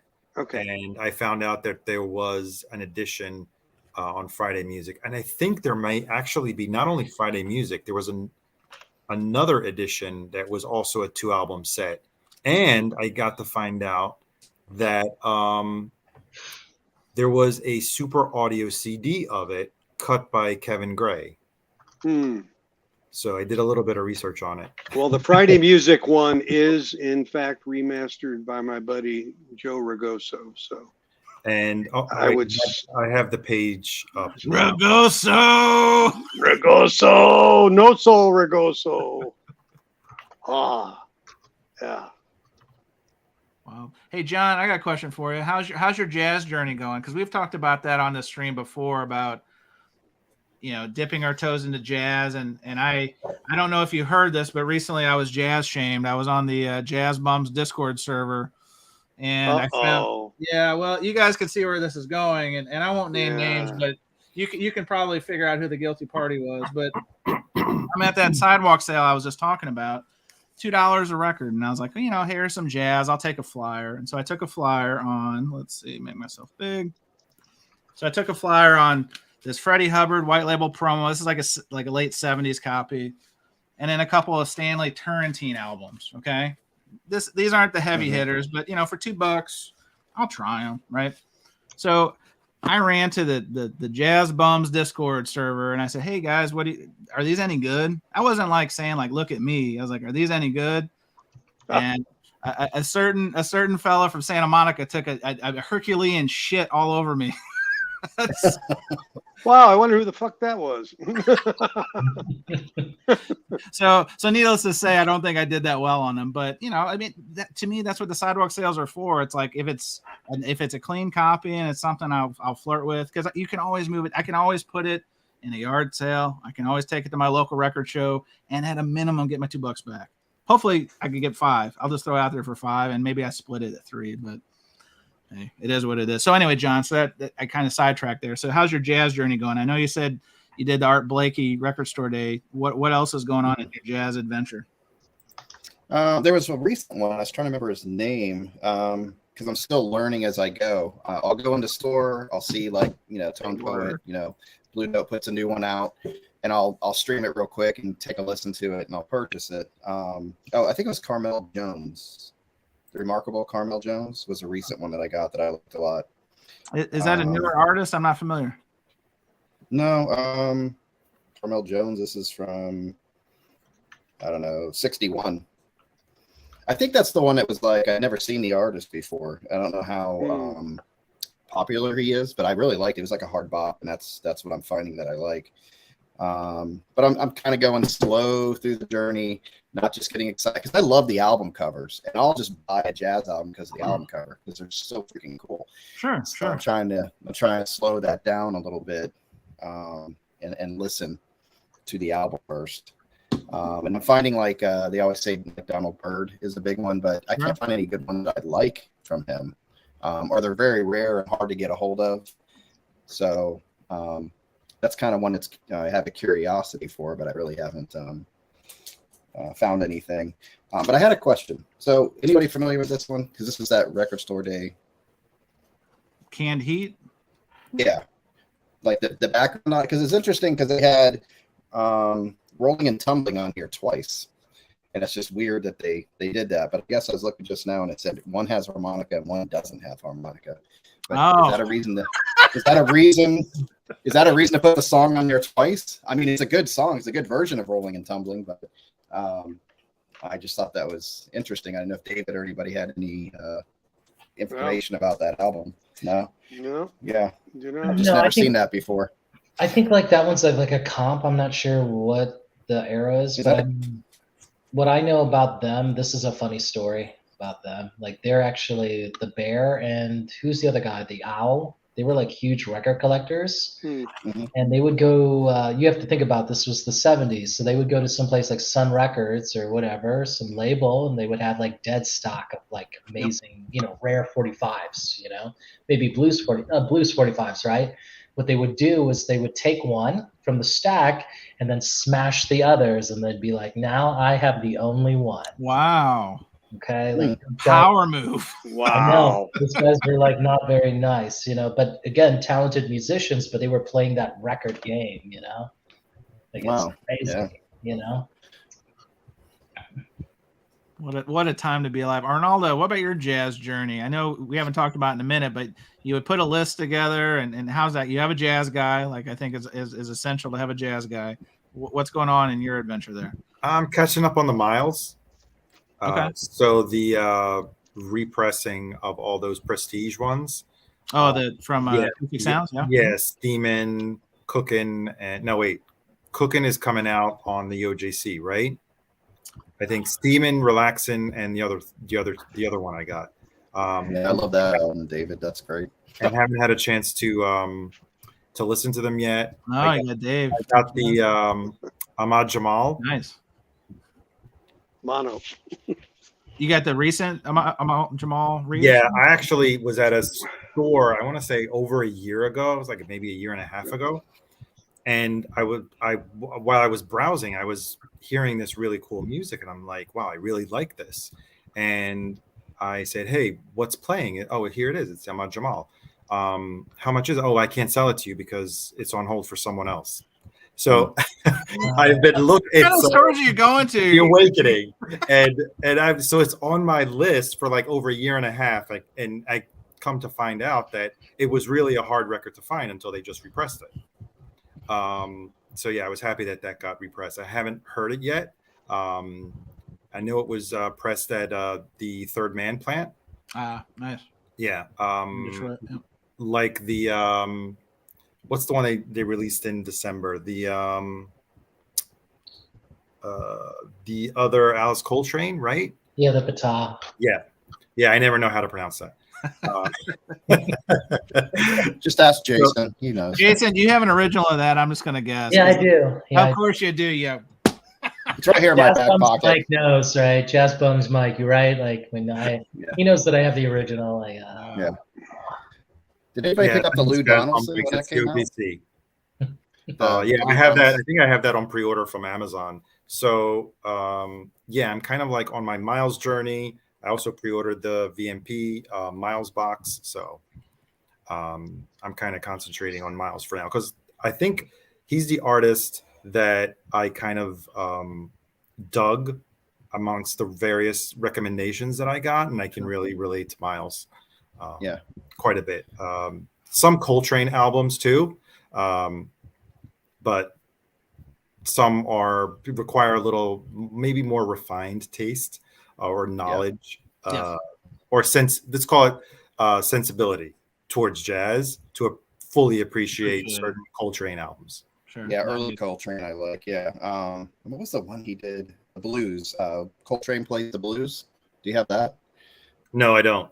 I recently got the one with Johnny Hartman, which is actually very good. I enjoy that. It's got, Johnny Hartman's vocals on it. Okay.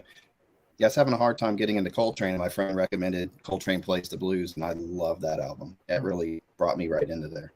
I will say, cheap plug, our friends the Jazz Bums did a nice deep dive on the Miles MoFi catalog, which another double cheap plug in the same comment can also be found on Vinyl Community Podcast if you don't have time to watch it. So it's very thorough, and I learned actually some things about it too, because it sounds like even Joe Harley himself is on record as saying that those are probably the best that the Miles catalog has sounded. So, well, Jason, you're making a grin. No. I take it a case by case. Like actually, I think the Bitches Brew sounds great. I'm against the In the Silent Way because it's almost like a remix, and I don't think it's right. Like what they did.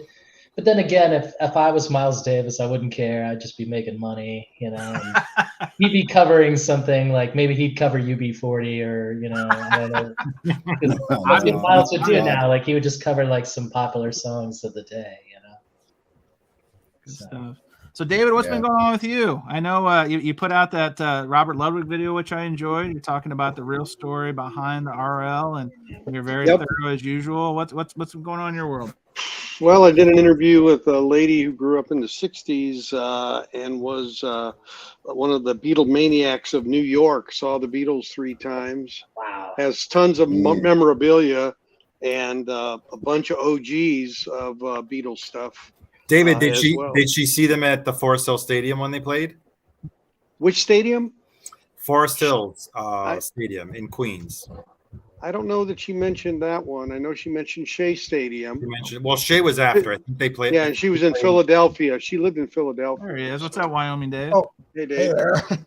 There he is. So, I'm doing good. so I'll tell you. I got to tell you my Yeah. Joe Ragoso Oh. story since I started the Joe Ragoso thing. All right. So here's part of the problem. So he went in to remaster Chicago 17.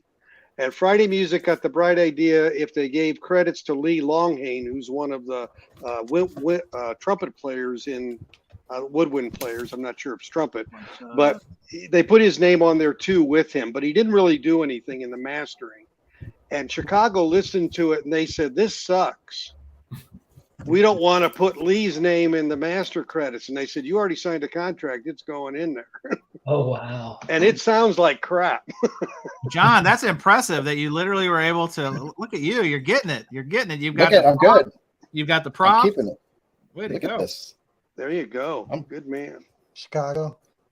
Chicago. So, you know, it's kind of the guy's background isn't really in mastering, and it's just it's, I don't know. That's why I'm always careful. Now I've bought a few and I learned my lesson. So that kind of sucks. That's like Chicago 17. That's like one of the big ones, right? That's the Oh last yeah, one. huge. Yeah, huge. David saw. Yeah, last Satira. Yeah, Satira thought he's going to be an actor. He did a Along Comes a Woman video like Indiana Jones, and then he thought he was going to be an actor. Did that have Hard to Say I'm Sorry on it, or Yeah, no, that was 16. No. Yeah. 17 had Hard Habit to Break. I mean, it was their, you know, it was really big, really big. You know, David, that one's a guilty pleasure of mine. Chicago 17, because it's that one. It's a great matter of fact. There's a cut on "We Are the World" by Chicago that was the track they didn't put on Chicago 17, and it's as good or better than anything that was on 17. Really? Okay. Yep. Yeah. That's one of those albums. Anytime I find a good copy of it, I buy it and give it to people. Wyoming Dave, what's going on in Wyoming? Is the weather terrible? That's usually what I hear from you. The weather is absolute trash. Yeah, we had a friggin' cold winter in January and February for sure. What's going on? How's March? Because I know I saw University of Vinyl Tim in Colorado proper at Fort Collins. They got snow on Record Store Day. What a joke! I mean, Mother Nature could go lick one. I mean, that's terrible. It's finally warming up here now. Would you believe? I mean, can you imagine being in a line for Record Store Day, which is already arduous, especially if you line up early, and then it starts snowing on you? Like, no thanks. And you mofos think you're going to control the weather. Good. I know, but I mean, come on. I mean, what a junk, man. No Hey, thanks. Jan, I haven't. Thanks for this album. Oh Wow. yeah, did you listen to it? What'd you think?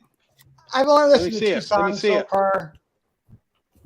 Jury's still out. He's okay. That's all right. Hey, listen. It doesn't hurt my feelings. I got a figured good deal the on whole them. thing, I know. What about that other record I gave you? How I know you like this one. You have. I still got a bunch of new albums I haven't listened to. Wow, guys, did you hear that? I VCLP'd this guy, and he's not even playing my shit. Can you imagine? Wow. Don't worry. Hurt my feelings, Dave. Hey, he thinks LT stands for long time. What do you say? I said, you think VCLT stands for Vinyl Community Long Time? Yeah. I'll take a long time to listen to this. Yeah, I'm just giving you trouble, Dave. Don't worry. I about know. it. Okay. Yeah. No, I've got a unique thing coming next week.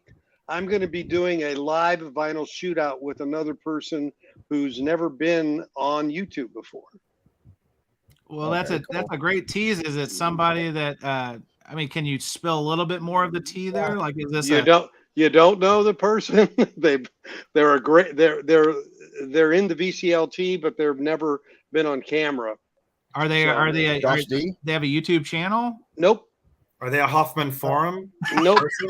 Are they an international drug smuggler, David? No, I got hold of a virgin here. It's going to be a new random. Oh boy. Oh boy. How are you going to do a shootout with the sound and not worry about it coming down? How do you? We're not doing it. Well, we're not. We're discussing our impressions of the shootout. Okay. I did a shootout and he did a shootout. We swapped records. We swapped one steps. Oh yeah, you told me a little bit about this back in the minute. Yeah, so which one steps did you swap? I got Donald Fagen's Nightfly, and he got Carole King's Tapestry. Oh, cool. Oh, hang on. I think I figured out who it is. Christopher's got it. Is it Vinyl GPT? No. Well, David, you made out like a bandit.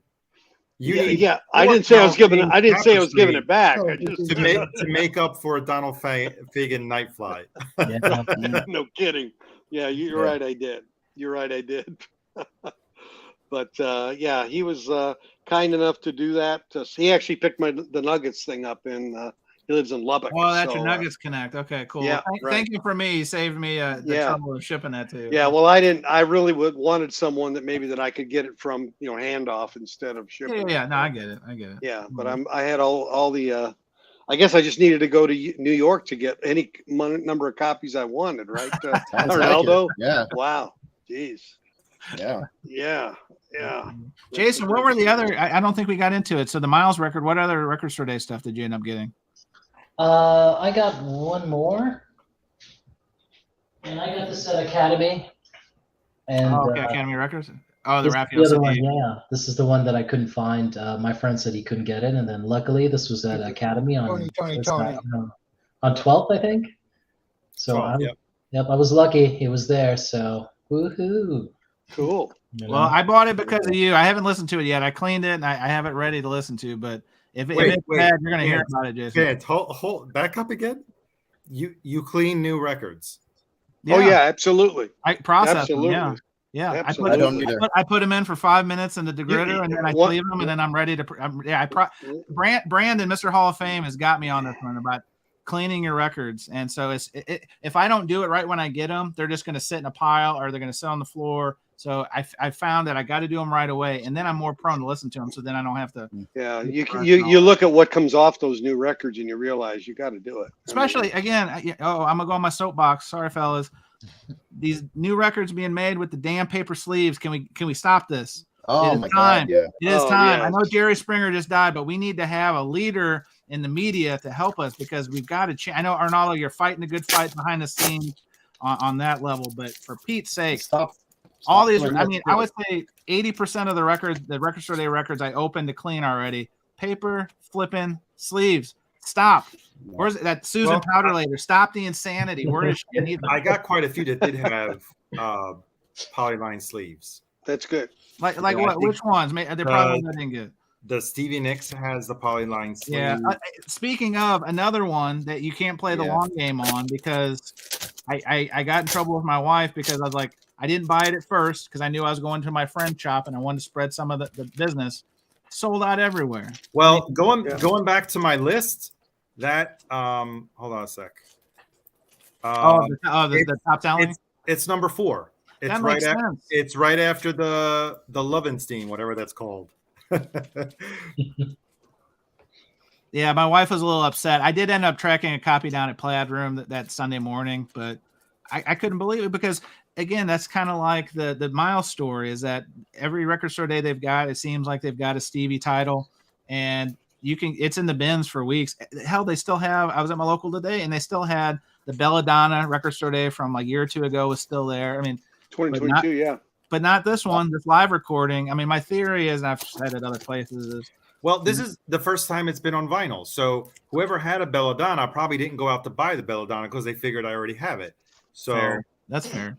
I think part of here's my theory. Tell me what you guys think. With the Taylor Swift crowd, I'm sure there's a lot of mother-daughter combinations. And, the daughter's there for Taylor and maybe the mother picks one up too. But then she's like, oh, Stevie, great. Again, that 50% that don't even have a record player, probably some of that going on. What do you guys think of that theory? It's kind of silly. Could be.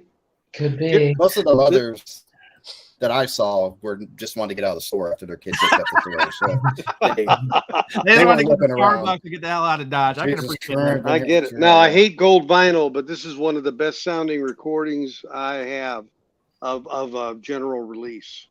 Is that the Walmart version? No. This is the Record Kevin Store Gray Day. cut, right? Kevin Gray did that. Kevin Gray cut this. Yeah. It sounds unbelievable. Just like the RSD Essential of Chris Isaac's. Does it sound better than the original? Yep. Greatest hits. Wow, bold word. Really? Because I see that in the used bins all the time. Yeah, it sounds bad. Really? Yeah, and it's quieter. Believe it or not, it's on gold and it's reasonably quiet. You know, Surprisingly. the gold vinyl is hit or miss, I think, Yep. because the only record that had a little bit of background noise in the Stones box set was the gold one. But then I've gotten other either metallic like bronze or silver or gold, and they play fine. Like I got a replacement copy of that, and it played fine. So maybe it's hit or miss. It's the substrate they use is really what it boils down to for the color. So there's cheaper substrate and better substrate. So it's all in the technology, right? Wyoming Dave, I got one for you. So I know you probably didn't do record store day. When you hear us talking Well, about records, I don't live near one for one thing. well, that's what They I was don't gonna ask. have any record stores in Wyoming, do they? Actually, Casper would have a not record Oh, store. actually, isn't I believe one is called? Oh no, I'm thinking of Montana. I know a couple in Montana that they're in my online little directory I've built. But Billings, maybe. That's a big sure, city. yeah. There's one called the Long Ear, and then I think Cameron Records is another. But that's Montana. But Wyoming, David, that's actually a good question. Not that I'm going to go jump on the computer and look it up.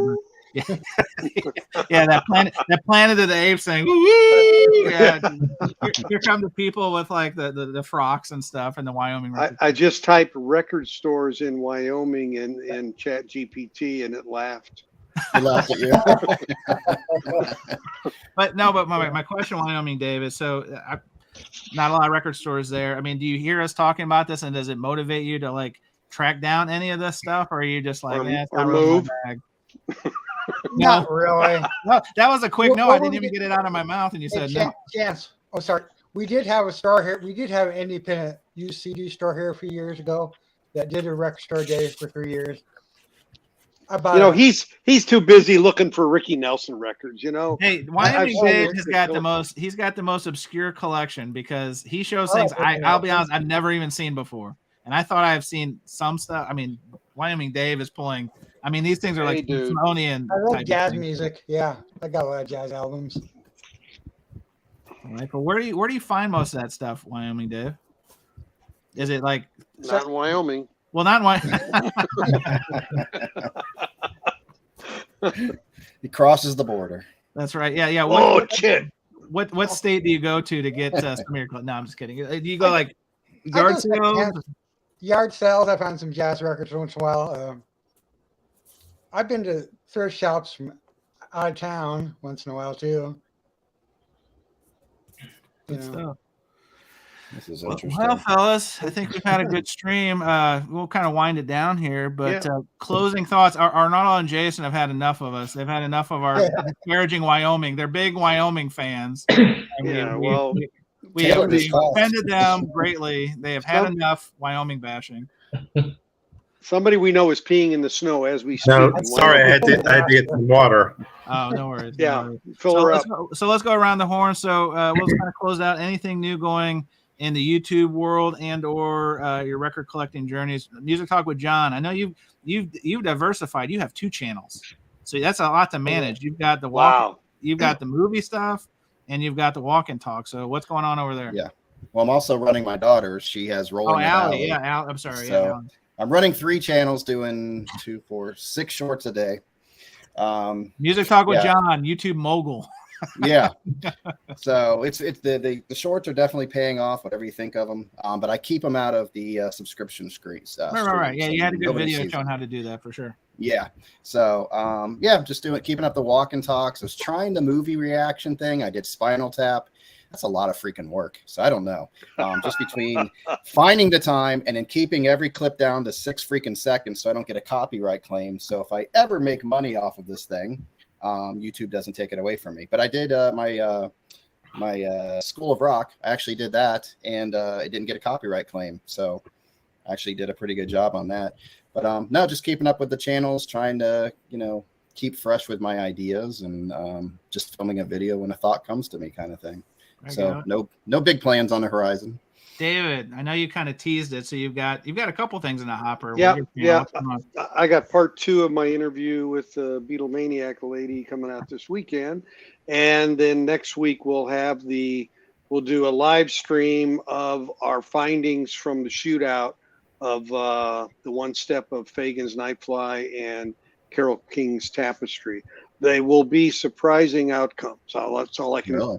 Wow, you got the tease game on lock, David. That's a second deep tease. I mean, if people don't want to watch these after those teasers, that's on them. Arnaldo, you said you've got your record store day video in the can. Is it going to debut right after we go off the air? Is it that tight? Is your timing that tight or what? Yes, it's basically just a couple more edits, create the thumbnail. Hopefully tonight I'll drop it. And then I spoke to you in private about a little series that I want to start doing. Hopefully kick it off in May. Nice. Chance, you're the only one who knows. Oh, who's the captain now, boy? Wow. So, and then it's just trying to balance, work with social life and YouTubing and stuff like that. Nice. And Wyoming Dave, anything to report in terms of your YouTube? I know you make videos as the spirit moves you. What's going on your channel? I'm just showing my record collection. That's about it, really. I'm not very good at doing the reviews and stuff like that. Got it. And then Jason Roxas, I know you do the the shorts of your records, so it's not really a YouTube thing for me. So I'm gonna ask you a different question. What is next for world traveler Jason Roxas? Where is your next record collecting adventure? Do you already have it pre-planned, or are you just kind of exhaling from Den Bosch at this point? I'm gonna get some rest. That's number one.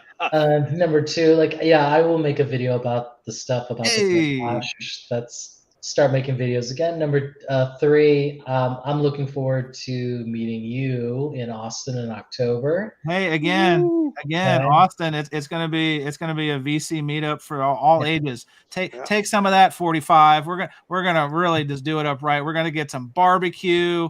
We're gonna show our tattoos. We're gonna show our records.